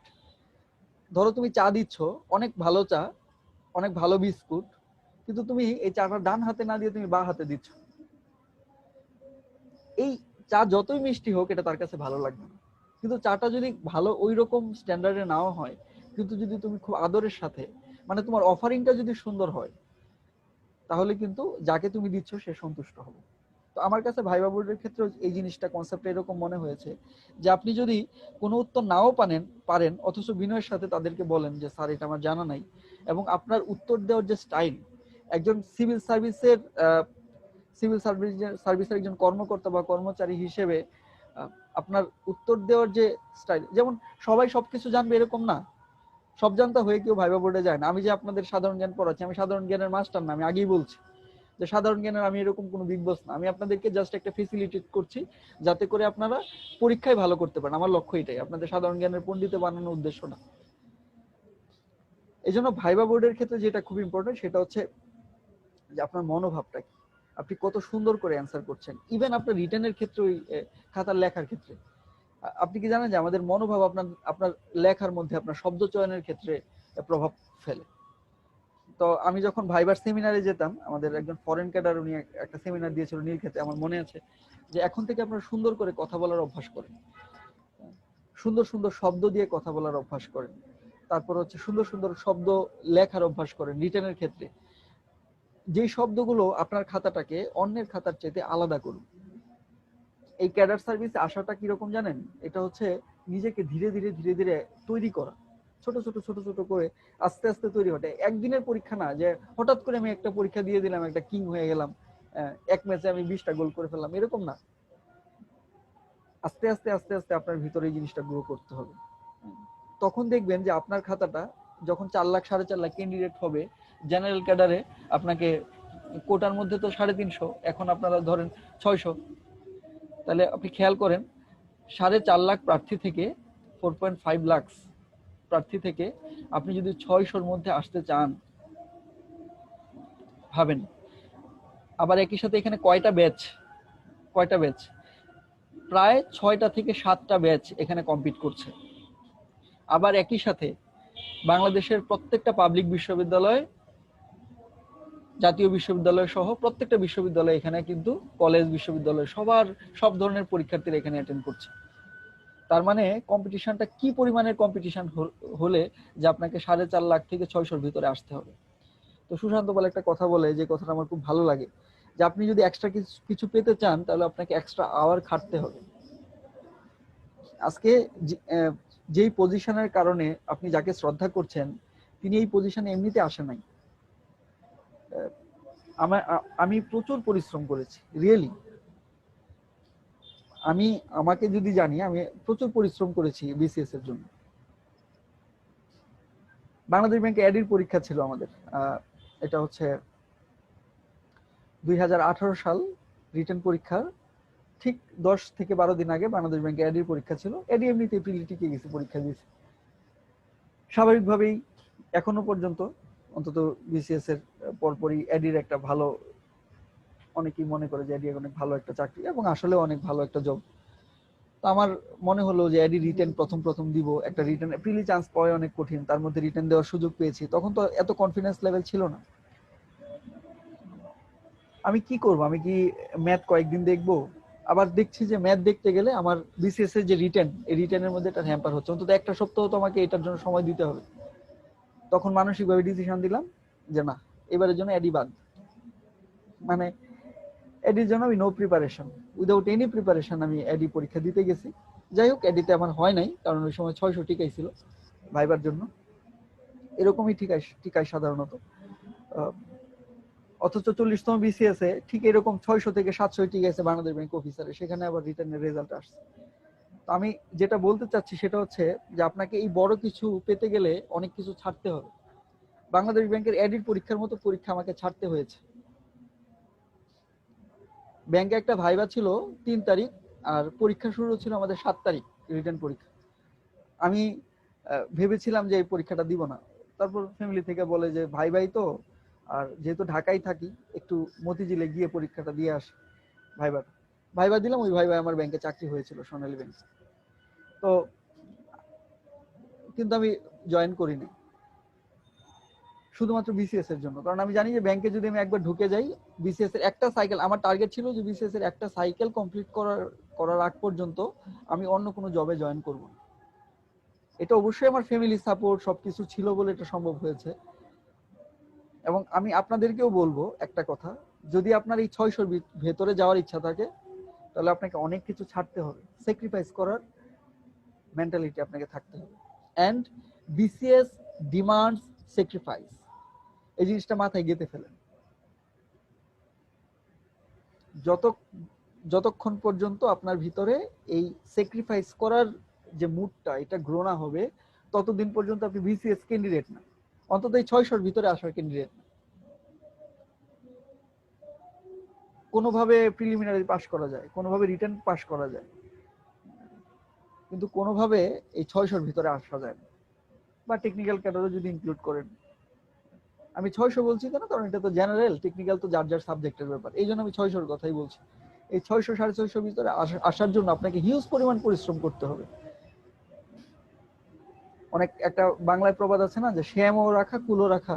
এই শ্যাম এবং কুল দুইটা রেখে আপনি পারবেন না, হয় বিসিএস নাইলে আপনার অন্য কিছু। আর যদি বিসিএস দেন তো বিসিএস এর মতো করে আপনাকে বিসিএস দিতে হবে, and then you will be gain. এবং আমি আপনাকে একটা কথা বলতে পারি, যেটা আমি প্রথমে বলেছি, যে বিসিএস আপনাকে কখনো খালি হাতে ফেরাবে না, মাস্ট। আমি আমার এক ফ্রেন্ডের সাথে ওই দিন শেয়ার করছিলাম যে আমি বলছিলাম যে আমার স্বপ্নটাই আমাকে টেবিলে বসে রাখার জন্য হেল্প করতো, নাথিং এলস। আপনি যে 8 থেকে 10 ঘন্টা পড়বেন, এটা তো কোনো সাধারণ মানুষের কাজ না, বলেন তো। 8 থেকে 10 ঘন্টা টেবিলে বসে পড়বেন, কিসের জন্য পড়বেন? 8 to 10 আওয়ার্স কিসের জন্য? কারণটা কি? কারণটা হচ্ছে আপনার স্বপ্ন, আপনার ড্রিম। আপনার ড্রিম আপনাকে জাগায় রাখবে। স্যার এপিজে আব্দুল কালামের কোটটা মনে করেন, যে স্বপ্ন মানুষকে ঘুমাতে দেয় না সেটাই স্বপ্ন। এবং এটা আপনি ফিল করবেন, যদি আপনি একজন বিসিএস ক্যান্ডিডেট রিয়েলি হয়ে থাকেন, তাহলে অবশ্যই আপনি ফিল করবেন যে এই স্বপ্ন আমাকে ঘুমাতে দিচ্ছে না, তার মানে এটা আমার ড্রিম। একটা পর্যায়ে আমি মানে এমন বিসিএস পেশানেট হয়ে গেছিলাম যে আমি আর অন্য কোনো জবেই ঢুকবো না। যদি 38 না হয় 40-এ হবে, 40 না হয় 41-এ হবে, 41-এ না হয় 42-এ হবে। আমার ভিতরে এই ধরনের ভাবনা ঢুকে গেছিল যে তারপরে আমি বিসিএসই হবে। তো যাই হোক, আমার প্রথম রিটেন, প্রথম ভাই আপনাদের দোয়ায় চাকরিটা হয়েছে। তো আশা করি আমি যে জিনিসটা আপনাদেরকে বোঝাতে চাচ্ছি, আমি যেগুলো পড়াচ্ছি না, এগুলোর চাইতেও গুরুত্বপূর্ণ হচ্ছে আপনার টেবিলে বসে থাকাটা। কারণ টেবিলে যদি বসে থাকেন তাহলে এই পড়াগুলো আপনি নিজেও বুঝে নিতে পারবেন। আর আমাদের কাজটা কি? আমাদের কাজটা হচ্ছে এই যে টেবিলে আপনি বসবেন, এই বসার জন্য আপনাকে একটু হেল্প করে। সেজন্য আপনাদের মনে হয়, এবং দেখবেন ভাই, জীবনটা অন্যরকম হয়ে যায়, একদম totally, it will be totally different. আমি আমার এক্সপিরিয়েন্স দেখছি, এত সম্মান, এত মর্যাদা, এত ভালোবাসা, মানে সত্যি জীবনটাই পরিবর্তন হয়ে যাবে। যার যেরকম দুঃখ আছে, যেমন অনেকে হয়তো একটা ভালো বিশ্ববিদ্যালয়ে পড়তে চেয়েছিলেন, পড়তে পারেননি, মেডিকেলে পড়তে চেয়েছিলেন, পড়তে পারেননি, বুয়েটে পড়তে চেয়েছিলেন, পড়তে পারেননি। এই ধরনের ছোট ছোট স্বপ্নগুলোর যে মানে ক্ষেতগুলো আপনার ভেতরে আছে, সেই স্ফুলিঙ্গগুলোকে একসাথে করে একটা আগুন জ্বালান। যে আগুনে আপনি এমন জায়গায় যেতে পারেন যেখানে একটা বুয়েটের ছেলে আপনার পিছনে থাকবে, একটা মেডিকেলের ছেলে আপনার পিছনে থাকবে। Really it will happen and you can do it. Just ভিতরে এই মানে আগুনটা জ্বালান, নাথিং। প্রয়োজনে এই কয় মাস ধরেন এই প্রিলিমিনারি পরীক্ষার আছে 4 মাস। ধরেন আপনি এই 4 মাস কিছু করলেন না, ইনকাম করলেন না, তাহলে আপনার প্রতি মাসে একটা ক্যান্ডিডেটের কত খরচ হতে পারে? ধরেন 5 থেকে 6,000 করে যদি খরচ হয়, ধরলাম 25 থেকে বা 30,000 টাকাই অ্যাডভেস্ট খরচ ধরলাম। আপনি এই মাসে শুধু খাইলেন আর পড়লেন, আর কিছু করলেন না, খরচ হলো আপনার 30,000। ইনকামের ধান্দা বাদ। এই 30,000 টাকা খরচ করে যদি আপনি একটা বিসিএস প্রিলি পাস করতে পারেন, এটা আপনি জানেন যে কত 30 লক্ষ টাকার কাজ করলেন মনে করেন। আর আরো যদি বেশি বলতে চান তাহলে আরো বলতে পারেন, 30 লক্ষ টাকার কাজ। এই 30,000 টাকা দিয়ে সবকিছু ছেড়ে দেন, শুধু পড়াশোনায় মন দেন। পড়বো। লিটারেচার মাথায় ঢুকে না, বারবার পড়েন, ঢুকবেই না, ঢুকে যায় কোথায়? ভিতরে ওই মানে প্রত্যয়টা উৎপন্ন করেন যে আমি পারবো, আমি পারি। আর এই জিনিসটা যখন ভিতরে এসে যাবে, দেখবেন যে জাস্ট 2 or 3 ইয়ার্স ইনভেস্ট করেন, জীবন সুন্দর হয়ে যাবে। ড্রিমটার পিছনে একটু ছুটে দেখেন না কি হয়। লাইফে তো অনেক চ্যালেঞ্জ নিয়েছেন, দেখেন এই 30 বছর আগে আমি যে চাকরিটা করবেন এর জন্য আর 2-3 বছর একটু কষ্ট করতে পারবেন না? আপনি, আপনার সন্তান, আপনার পরিবার আপনাকে নিয়ে গর্ব করবে। আমার বাবা একজন স্কুল শিক্ষক, হাই স্কুলের টিচার। আমি আমাদের যে গ্রামের বাড়ি, আমি জেলা শহরেই আমার এমনিতে আমাদের বাড়ি, কিন্তু আমাদের যে গ্রামের বাড়ি আছে, আমি কিছুদিন আগে গিয়েছিলাম, যে আমি দেখতে পারি যে আমার বাবা এখন কতটা সম্মানিত হচ্ছে।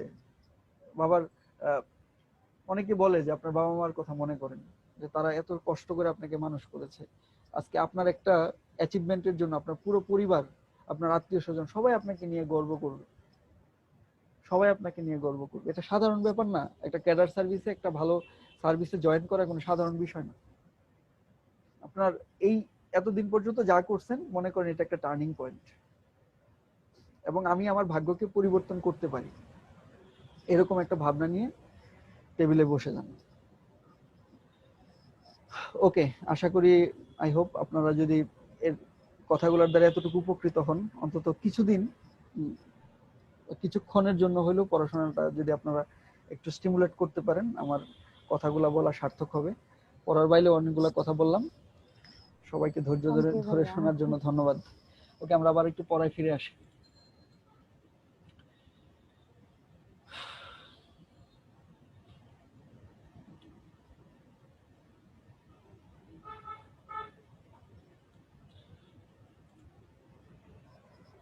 ব্রিটিশ বিরোধী বিপ্লবীদের লক্ষ্য ছিল প্রধান প্রেসিডেন্সি ম্যাজিস্ট্রেট কিংসফোর্ডকে হত্যা করা। ক্ষুদিরাম প্রফুল্ল চাকি বিহারের মুজাফফরপুরে ফোর্ডের গাড়ি লক্ষ্য করে বোমা নিক্ষেপ করলে অন্য এক ইংরেজের স্ত্রী এবং কন্যা নিহত হয়। ক্ষুদিরাম ধরা পড়েন এবং ফাঁসি হয়।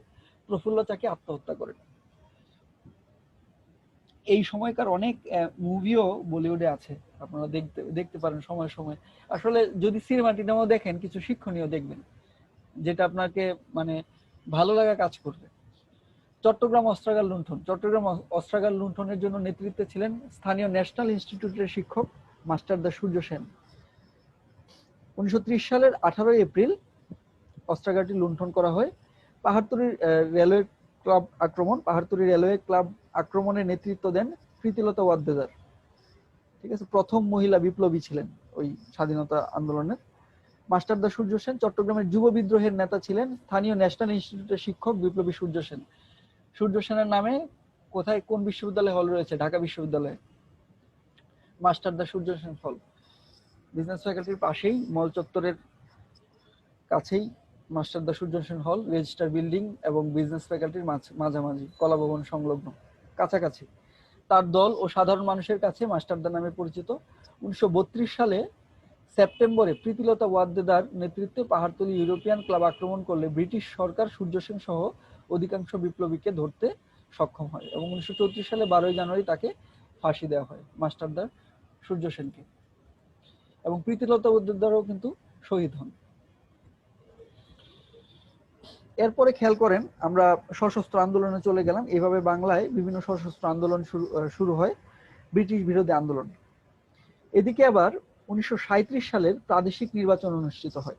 প্রাদেশিক নির্বাচনে 1935 সালের যে ভারত শাসন আইন ছিল, সেই ভারত শাসন আইন 1937 সালে কার্যকর হয় এবং 1937 সালে প্রথম প্রাদেশিক নির্বাচন অনুষ্ঠিত হয় এবং নির্বাচনে কোয়ালিশন সরকার গঠিত হয়।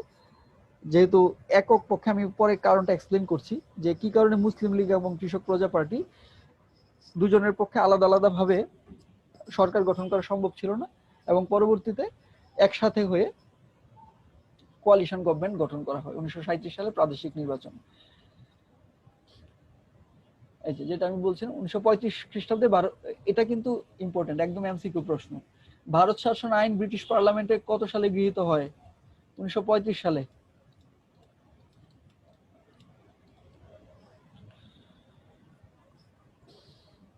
এই আইনের আওতায় অনুষ্ঠিত 1937 খ্রিস্টাব্দের নির্বাচন পরবর্তীকালে সাম্প্রদায়িকতা এবং রাজনৈতিক সংকট আরো বৃদ্ধি পায়।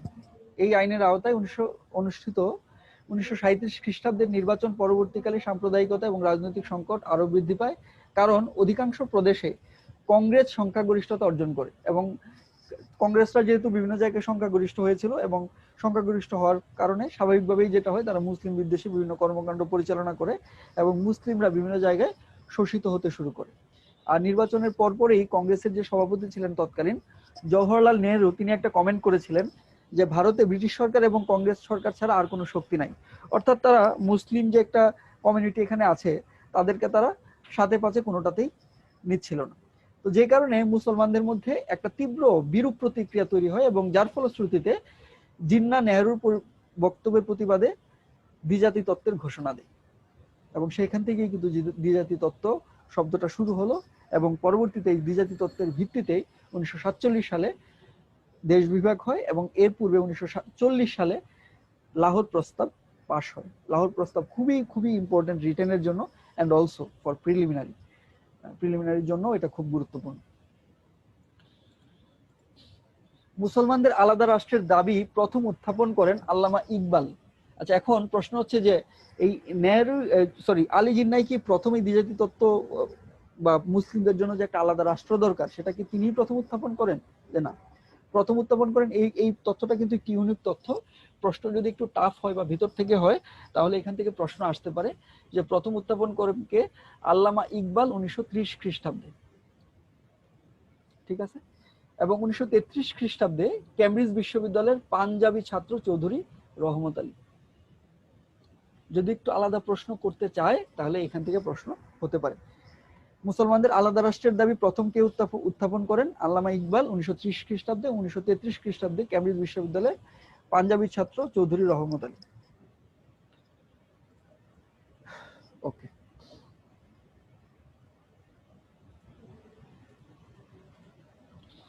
এরপরেই ঐতিহাসিক লাহোর প্রস্তাব।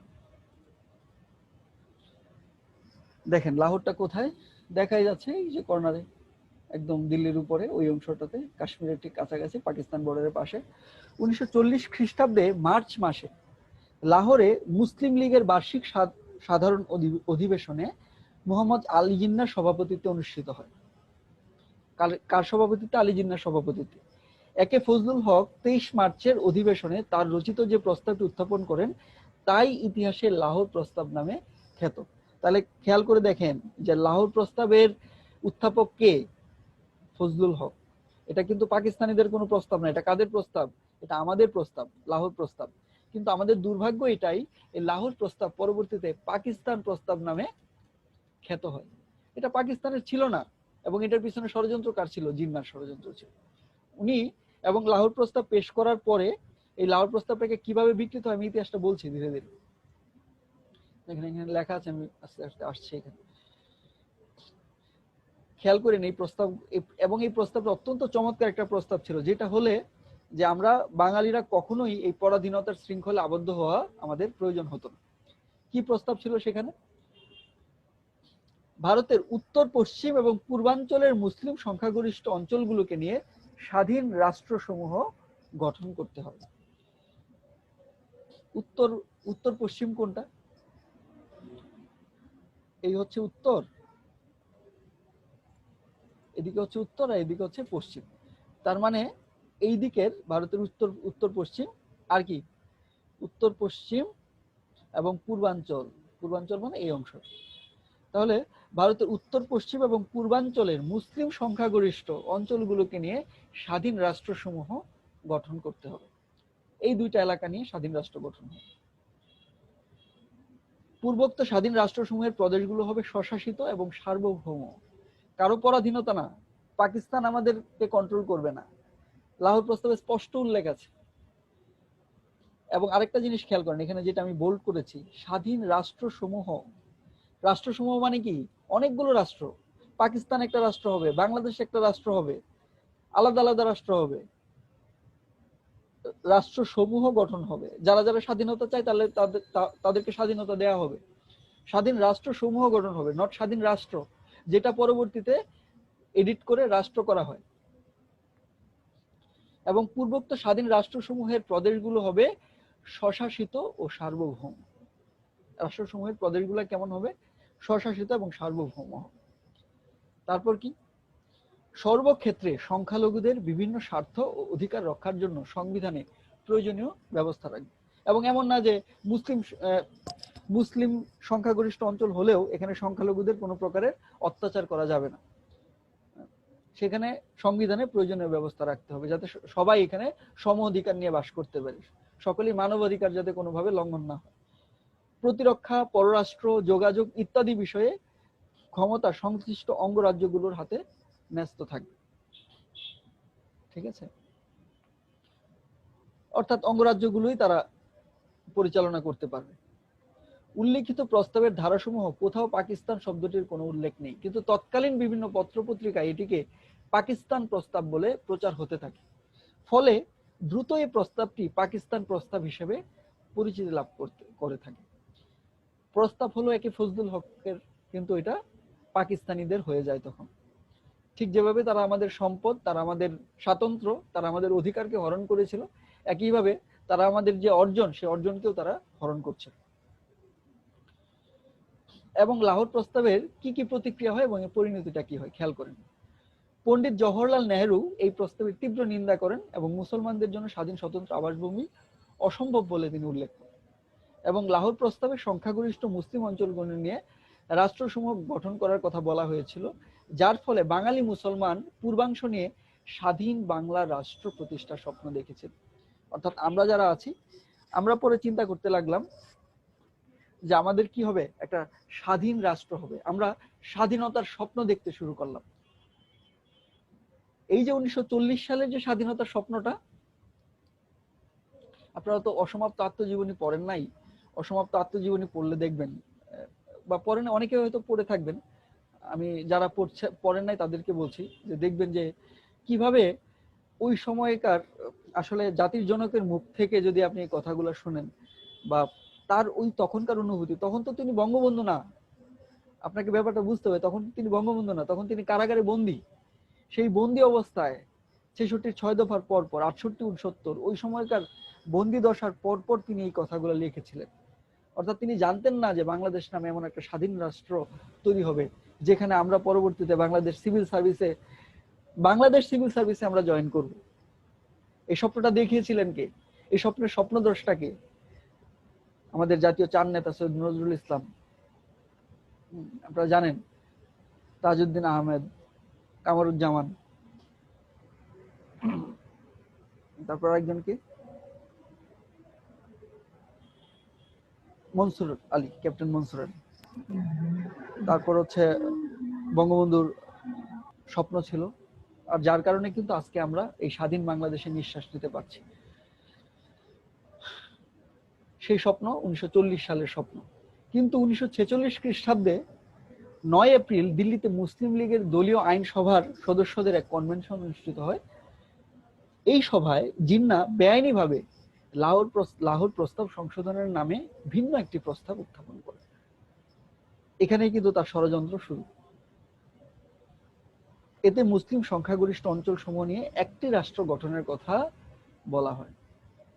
এটা কবে? 1946 খ্রিস্টাব্দের 9 এপ্রিল। যদি লাহোর প্রস্তাব নিয়ে কোনো টিকা আসে, আর এই কথাগুলো যদি আপনি শুধু লিখে দিয়ে আসতে পারেন, কোনো গাইড টাইড কিছু পড়ার দরকার নেই, আপনি দেখবেন যে কত চমৎকার মার্কস আপনি এখানে পান।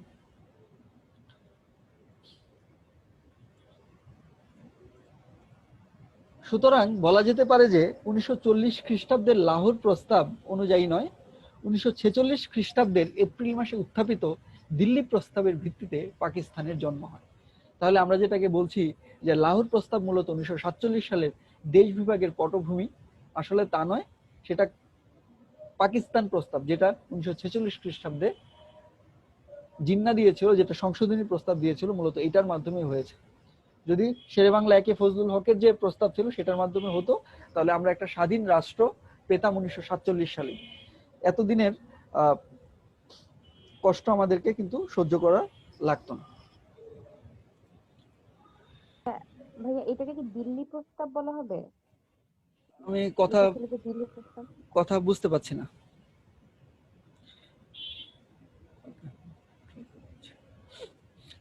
ব্রিটিশ শাসনের অবসান। তারপর দেখেন কিভাবে আস্তে আস্তে ব্রিটিশ শাসনের অবসান হতে শুরু করে। তৎকালীন এটলি ছিল ওই সময়কার শ্রমিক দলের, তিনি ছিলেন প্রধানমন্ত্রী। শ্রমিক দল তখন ব্রিটেনে যে নির্বাচন অনুষ্ঠিত হয় সেখানকার তিনি প্রধানমন্ত্রী নির্বাচিত হন, এবং তিনি বুঝতে পেরেছিলেন যে ভারতকে আর বেশি দিন বেশি দিন আমাদের হাতে ধরে রাখা সম্ভব না। সেজন্য তারা টেকনিক্যালি এমন ভাবেই এখান থেকে গিয়েছে যে যাব যেহেতু দেশটাকে আমি ভাগ করে যাই, বা এমন ভাবে টেকনিক্যালি রেড ক্লিফ লাইন এগুলোর মাধ্যমে এমন ভাবেই নকশা তারা করে গিয়েছে যার জের আমাদেরকে এখনো ভোগ করতে হচ্ছে। তারা চাইলে কিন্তু পারতো যে তখনই আমাদের এই পূর্ব বাংলাটা একটা স্বাধীনতার দিকে অগ্রসর করে দেওয়ার জন্য, কিন্তু ব্রিটিশরা এটা করে নাই। তারা এই 1400 কিলোমিটার দূরবর্তী দুইটা ভূখণ্ডকে একটা রাষ্ট্রের মর্যাদা দেওয়ার জন্য র্যাডক্লিফ এরকম ভাবে তারা সাজেস্ট করেছিল। তো মূলত ব্রিটিশদের এখানে একটা বড় অবদান ছিল আমাদের এই ভারত বাংলাদেশ বা ভারত পাকিস্তান শত্রুতার পেছনে। বিভাগ পূর্ব বাংলার রাজনীতি কি ছিল একটু আমরা দেখি। শেরে বাংলা একে ফজলুল হক, হোসেন শহীদ সোহরাওয়ার্দী এবং খাজা নাজিমউদ্দিন। 1937 থেকে 1947 খ্রিস্টাব্দে বাংলার রাজনীতিতে গুরুত্বপূর্ণ বিষয় হচ্ছে এই সময় বাংলার রাজনীতিতে মুসলমান রাজনীতিবিদদের উত্থান ঘটে। তো আমরা জেনেছি যে 1885 সালে ভারতীয় ইন্ডিয়ান ন্যাশনাল কংগ্রেস যখন হয়েছে তখন আমাদের বাংলার রাজনীতিতে অনেক উদীয়মান মুসলমান নেতা থাকলেও তারা কিন্তু কলকাতার রাজনীতিতে প্রভাব বিস্তার তখন করতে পারেননি। তার কারণ কি ছিল? কারণ রাজনৈতিক দলে শুধুমাত্র তাদেরই একচ্ছত্র আধিপত্য ছিল। আমাদের বাংলায় কোনো রাজনৈতিক দল বা যারা উঠে আসবে, কোন একজন নেতা উঠে আসার জন্য কিন্তু একটা প্ল্যাটফর্ম দরকার হয়। তো এই প্ল্যাটফর্মটা ইভেন আমাদের জাতির জনক বঙ্গবন্ধু শেখ মুজিবুর রহমান তিনিও কিন্তু এই প্ল্যাটফর্মটা থেকেই উঠে এসেছিলেন আমাদের রাজনীতিতে। হ্যাঁ, আজকে যার কারণে আমরা বাংলাদেশ পেয়েছি। তো এই সময়টাতে আমরা দেখেছি 1906 সালে মুসলিম লীগ প্রতিষ্ঠার মাধ্যমে ধীরে ধীরে মুসলিমদের মধ্যে রাজনৈতিক একটা অগ্রগতি লক্ষ্য করা যায় এবং এই পূর্ব বাংলার রাজনীতির অনেক প্রভাব পশ্চিম বাংলার রাজনীতিতে তখন ছিল। অবিভক্ত বাংলার মুখ্যমন্ত্রী ছিলেন আমাদের বাংলার রাজনীতিবিদেরা। ওকে, 1960 এই সময় বাংলা রাজনীতিতে মুসলমান রাজনীতিবিদদের উত্থান ঘটে। নির্বাচনকে কেন্দ্র করে কৃষক প্রজা পার্টি নামে একটি নতুন পার্টি জনসমর্থন লাভ করে। এর সভাপতি কে ছিলেন? এর সভাপতি ছিলেন হচ্ছে একে ফজলুল হক। শেরে বাংলা একে ফজলুল হক ছিলেন কৃষক প্রজা পার্টি।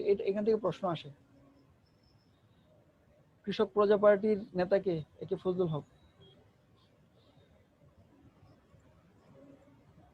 1937 খ্রিস্টাব্দে মার্চে অনুষ্ঠিত নির্বাচনে তীব্র প্রতিদ্বন্দ্বিতা হয় কৃষক প্রজা পার্টি ও মুসলিম লীগের মাধ্যমে। আমরা কিন্তু 1937 নির্বাচনের যে পরিণতিটা এটা আগে একটা স্লাইডে পড়েছিলাম। দেখেন 37 নির্বাচন হয়, এটা কিন্তু প্রাদেশিকের কথা বলতেছি। তবে কেউ একক সংখ্যাগরিষ্ঠতা না পাওয়ায় এককভাবে সরকার গঠন করার যোগ্যতা থেকে দুই দলেই ব্যর্থ হয়। এই অবস্থায় মুসলিম লীগ ফজলুল হকের নেতৃত্বে সরকার গঠনের প্রস্তাব গ্রহণ করে। ফজলুল হকের নেতৃত্বে মানে কৃষক প্রজা পার্টি এবং মুসলিম লীগ দুইটা অ্যালাইনমেন্ট কোলিশন হয়ে যায়। মুসলিম লীগ ফজলুল হকের নেতৃত্বে সরকার গঠনের প্রস্তাব গ্রহণ করলে তিনি মন্ত্রিসভা গঠন করেন এবং ফজলুল হককে প্রধানমন্ত্রী নিযুক্ত করা হয়। তবে এই মন্ত্রিসভা ছিল দুর্বল, ফলে কৃষক প্রজা পার্টিও দুর্বল হয়ে পড়ে। জিন্নার সাথে মতবিরোধের কারণে ফজলুল হক 1941 খ্রিস্টাব্দে মুসলিম লীগ থেকে পদত্যাগ করেন। জিন্নার সাথে মতবিরোধ হয় ফজলুল হকের। তো অসমাপ্ত আত্মজীবনীতে আসলে অনেক গোপন কিছু কথা, ওই সময়কার রাজনীতিবিদদের কিছু ইন্টেনশন বঙ্গবন্ধুর কথায় উঠে এসেছে। অ্যাকচুয়ালি বঙ্গবন্ধু নিজে তিনি সোহরাওয়ার্দীপন্থী রাজনীতি করতেন এবং তিনি অসমাপ্ত আত্মজীবনীতে উল্লেখ করেছেন যে সোহরাওয়ার্দী হচ্ছে তিনি তার রাজনীতির গুরু। তবে হ্যাঁ, যখন ডিবেটের প্রশ্ন আসছে বা মতানৈক্যের প্রশ্ন এসেছে তখন কিন্তু হোসেন শহীদ সোহরাওয়ার্দীকেও তিনি ভয় পান নাই, সে উদাহরণ আছে। তিনি বলেছিলেন যে আপনারা আমাকে নোবডি বলছেন, আমি নোবডি কি সামবডি এটা আমি একদিন আপনাদেরকে দেখিয়ে দিব। এটা তিনি সোহরাওয়ার্দীর মুখের উপরই কথাটা বলেছিলেন। এবং সোহরাওয়ার্দী পরে শেখ মুজিব যখন ব্যাক করে তাকে আবার ডেকে নিয়ে এসে আবার তাকে কিন্তু বিষয়টা মিটমাট করে নেয়। তো আমরা দেখেছি বঙ্গবন্ধুর মধ্যে একজন নেতার যেরকম কোয়ালিটি ছিল যে অন্যায়ের সাথে কখনো তিনি আপোষ করেননি, তিনি তার মতামতকে স্পষ্ট ভাষায় সবসময় ব্যক্ত করতে চেয়েছেন।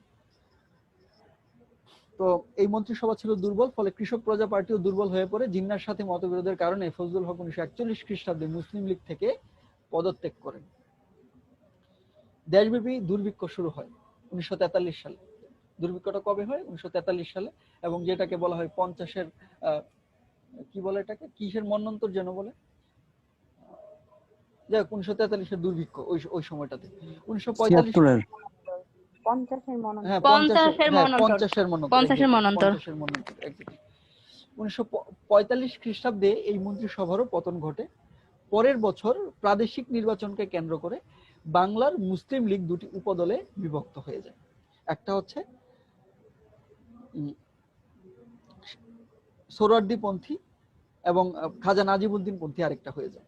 শেষ পর্যন্ত হোসেন শহীদ সোহরাওয়ার্দী বাংলার মুসলিম লীগের নেতা নির্বাচিত হন এবং নির্বাচনে মুসলিম লীগ 114 আসনে জয়লাভ করে। দেখেন এই ছিল হচ্ছে অবিভক্ত বাংলার যে রাজনীতি ছিল সেই রাজনীতি 1937 থেকে বিভাগ পূর্ব রাজনীতি 1937 থেকে যেই 1947 পর্যন্ত। এই ভদ্রলোক হচ্ছেন অ্যাটলি। উনি কে ছিলেন? উনি ছিলেন তৎকালীন ব্রিটেনের অর্থাৎ ইউকের তিনি ছিলেন প্রধানমন্ত্রী। দ্বিতীয় বিশ্বযুদ্ধ অবসানের পর ইংল্যান্ডের সাধারণ নির্বাচনে শ্রমিক দল জয়লাভ করে। আর শ্রমিক দলের পক্ষ থেকে ইংল্যান্ডের নতুন প্রধানমন্ত্রী অ্যাটলি 1946 খ্রিস্টাব্দে ভারতে সাধারণ নির্বাচনের কথা ঘোষণা করেন। কারণ উনি মানে উনি বুঝে গিয়েছিলেন যে আসলে আমাদের পক্ষে রাখা সম্ভব নয় এবং সাধারণ নির্বাচন সামনে রেখে নেতৃত্বের দ্বন্দ্বের ফলে প্রাদেশিক মুসলিম লীগ দুটি উপদলে বিভক্ত হয়ে যায়। খাজা নাজিমুদ্দিন ছিলেন অবাঙালি ব্যবসায়ী ও রক্ষণশীল নেতা, কট্টর মুসলিমপন্থী। অপরদিকে আবুল হাশিম এবং হোসেন শহীদ সোহরাওয়ার্দী ছিলেন প্রগতিশীল প্রোগ্রেসিভ বাঙালিদের নেতৃত্বে।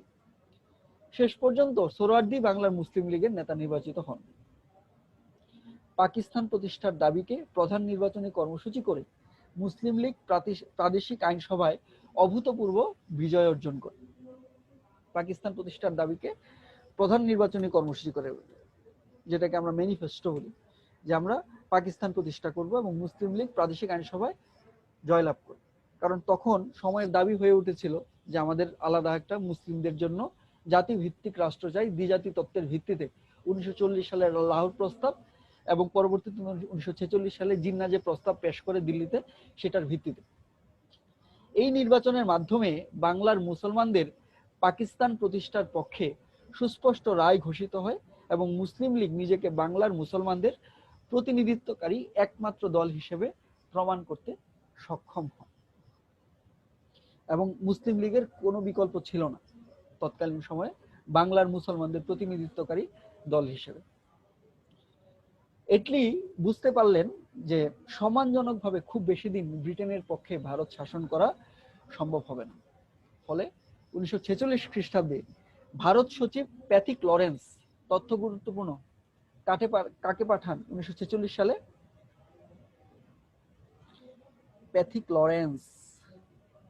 প্যাথিক লরেন্সের নেতৃত্বে এক প্রতিনিধি দল ভারতে আসে, যাকে বলা হয় ক্যাবিনেট মিশন।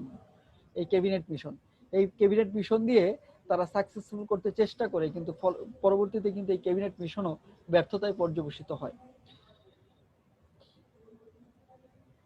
এ সময় দিল্লিতে অনুষ্ঠিত মুসলিম লীগের কনভেনশন পাকিস্তান দাবি মেনে নিয়ে রাজনৈতিক সংকট সমাধানের জন্য ক্যাবিনেট মিশনের প্রতি আহ্বান জানায়। এ সময় দিল্লিতে অনুষ্ঠিত মুসলিম লীগের কনভেনশন পাকিস্তান দাবি মেনে নিয়ে, অর্থাৎ পাকিস্তান হিসেবে একটা রাষ্ট্র করার যে দাবি, এই দাবি মেনে নিয়ে রাজনৈতিক সংকট সমাধানের জন্য ক্যাবিনেট মিশনের প্রতি আহ্বান জানায়। রাজনৈতিক সংকট সমাধানে ক্যাবিনেট মিশন পরিকল্পনা প্রস্তাবগুলি অকেজো হয়ে যায়। ক্যাবিনেট মিশন যে প্রপোজ করে সেটা কংগ্রেস পার্টি, মুসলিম লীগ সবার সাথে অসামঞ্জস্যপূর্ণ হয় এবং কেউ এটাকে মেনে না নেওয়ার ফলে এই ক্যাবিনেট মিশন সাকসেসফুল হতে পারে না, অকেজো হয়ে যায়।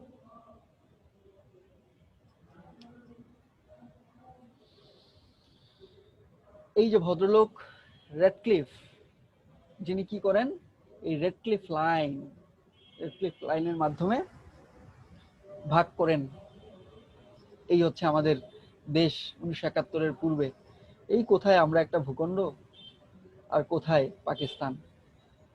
1000 কিলোমিটারের বেশি দূরত্ব আমাদের মাঝখানে, কিন্তু তারা আমাদেরকে শাসন করত। আসলে আপনারা যদি মুক্তিযুদ্ধের ইতিহাস পড়েন, রিটার্নের আগে বেশি বই পড়ার সময় আমি পাই নাই, মানে নিজেকে ডেভেলপ করার জন্য। ভাইভাতে যখন আমি মুক্তিযুদ্ধের বিভিন্ন ইতিহাস ভিত্তিক বই পড়তে শুরু করলাম, আমি অনেক মৌলিক বই কিনেছি, তার মধ্যে যেই বইটা আমাকে সবচেয়ে বেশি পীড়া দিয়েছে সেটা হচ্ছে, আমি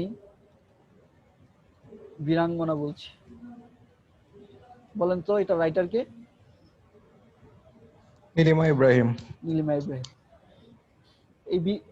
এই বইটা যদি কেউ পড়ে থাকেন, আমি মানে সত্যি কথা বলতে অত্যাচারের যে কি প্রতীক, মানে নারীদের উপরে যে কি পরিমাণে অত্যাচার পাকিস্তানিরা করেছিল সেটা আপনি চোখের পানি ধরে রাখতে পারবেন না। এমন মানে নির্মম অত্যাচারের বর্ণনা এখানে আছে। যদি প্রিলিমিনারি পাশ করার পরে, এখন পড়ার দরকার নেই, পাশ করার পরে যখন সময় পাবেন এই বইটা পড়ে নিন।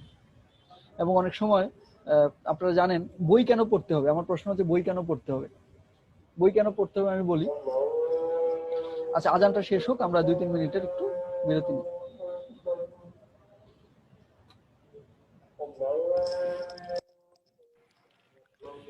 স্যার ক্লাসটা শেষ হবে কয়টায়?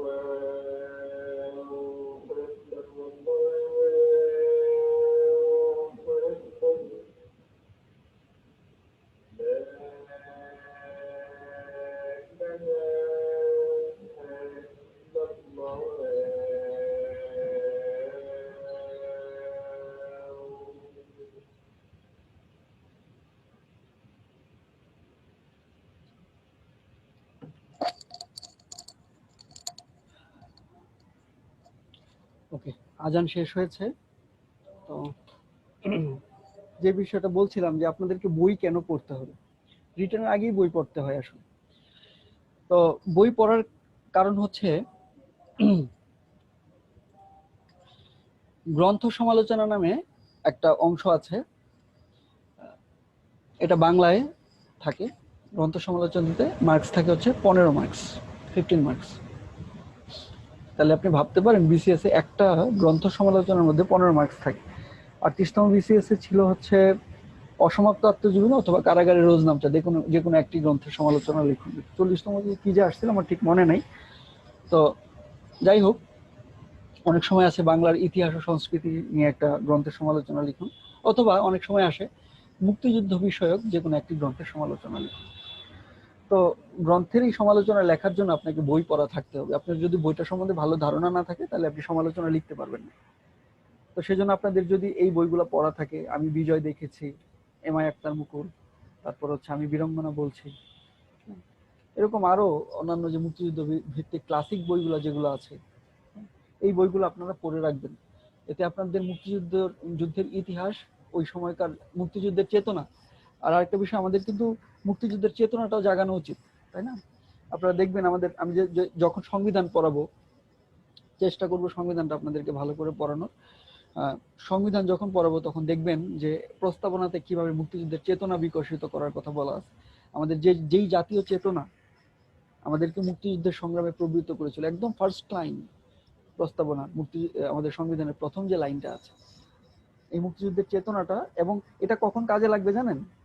এখন এটা আমি জানি না কতটুকু আপনারা ফিল করতে পারবেন। এই ভাইবা বোর্ডে যাওয়ার আগে আপনার এই মুক্তিযুদ্ধের চেতনা আপনার উত্তরের মাধ্যমে প্রকাশিত হবে।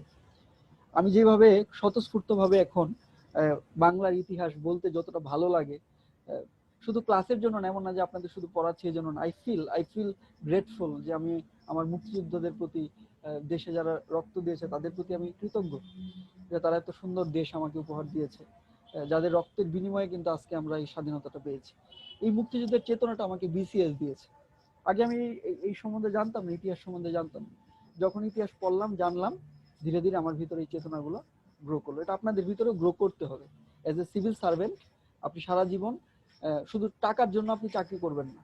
আপনার উদ্দেশ্য হচ্ছে যে জনতার সেবা দেওয়া, এই দেশের মানুষকে সেবা দেওয়া। এই জন্য আমাদেরকে বলা হয় সিভিল সার্ভেন্ট, তাই না? এই সিভিল সার্ভেন্ট কাদেরকে আমরা সেবা করব? এই দেশের যারা সিভিলিয়ান, যারা নাগরিক, তাদেরকে আমরা সেবা দিব। Okay, come to the point. Radcliffe line.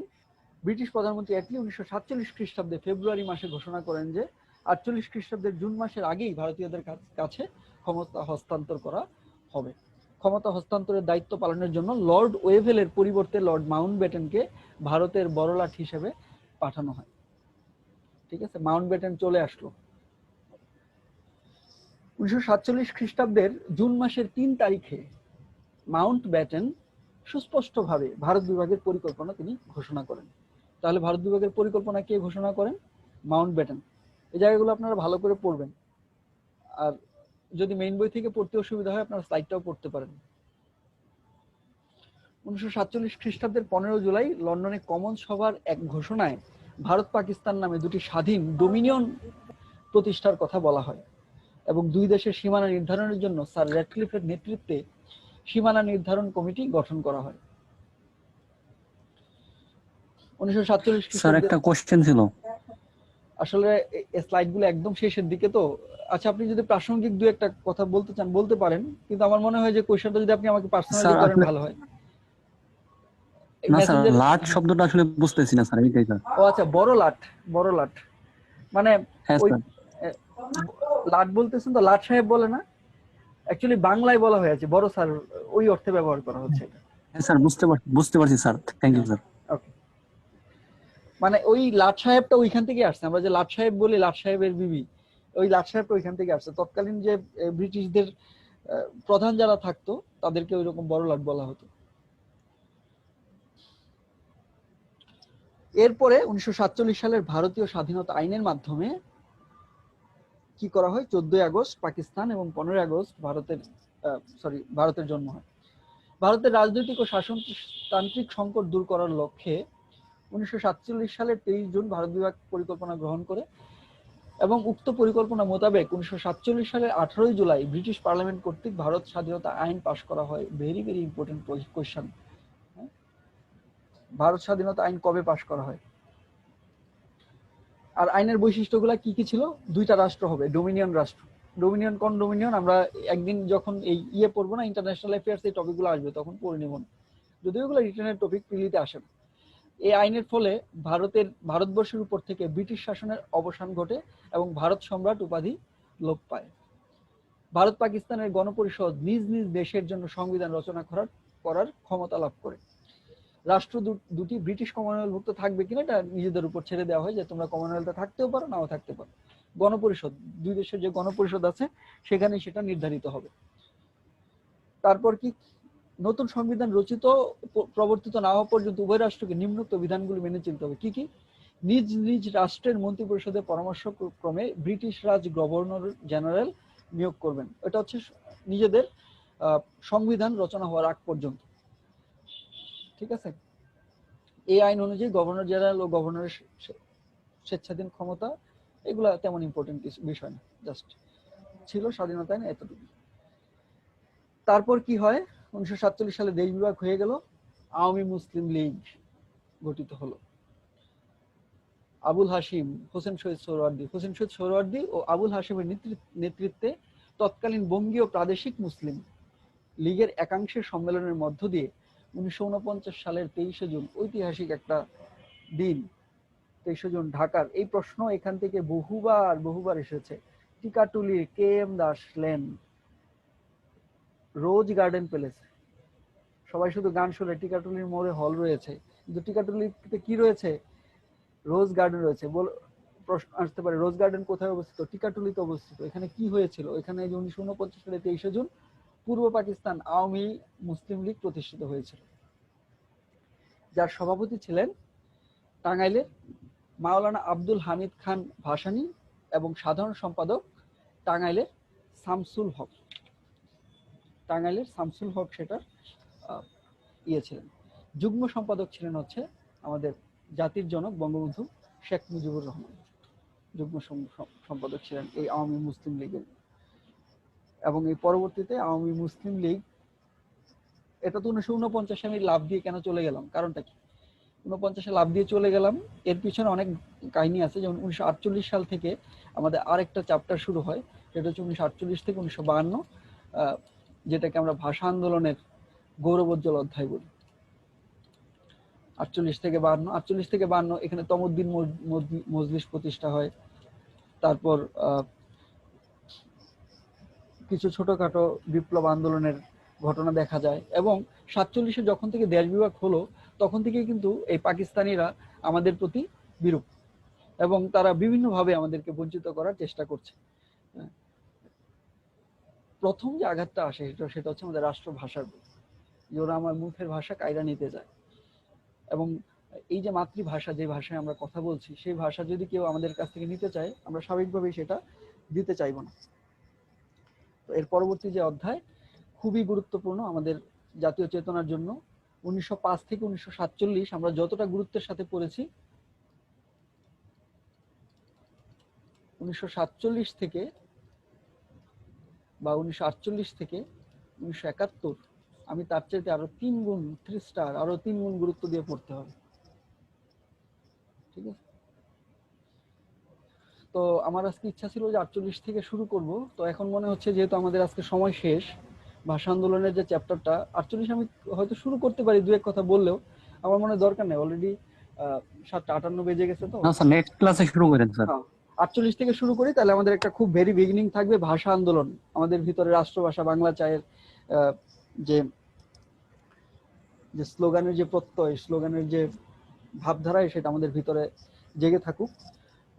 Next class অত্যন্ত চমৎকার, আমরা আশা করি আপনারা শুনেও ভালো লাগবে, আমারও নিজের আলোচনা করতে ভালো লাগবে।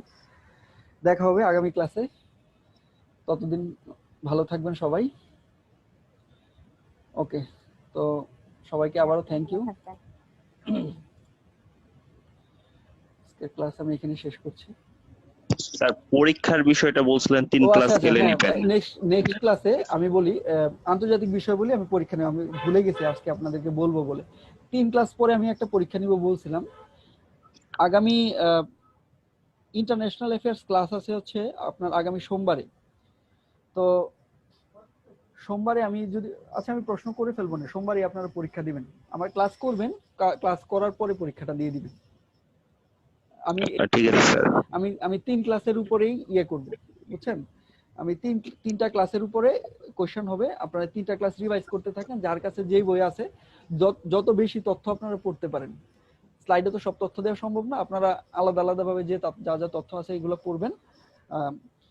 তবে হ্যাঁ, যদি কোনো কারণে এমন হয় যে মিস হয়ে গেছে, আগামী সোমবার আমি বাংলাদেশ অ্যাফেয়ার্স পরীক্ষা নিশ্চিত হবে, কনফার্ম থাকেন।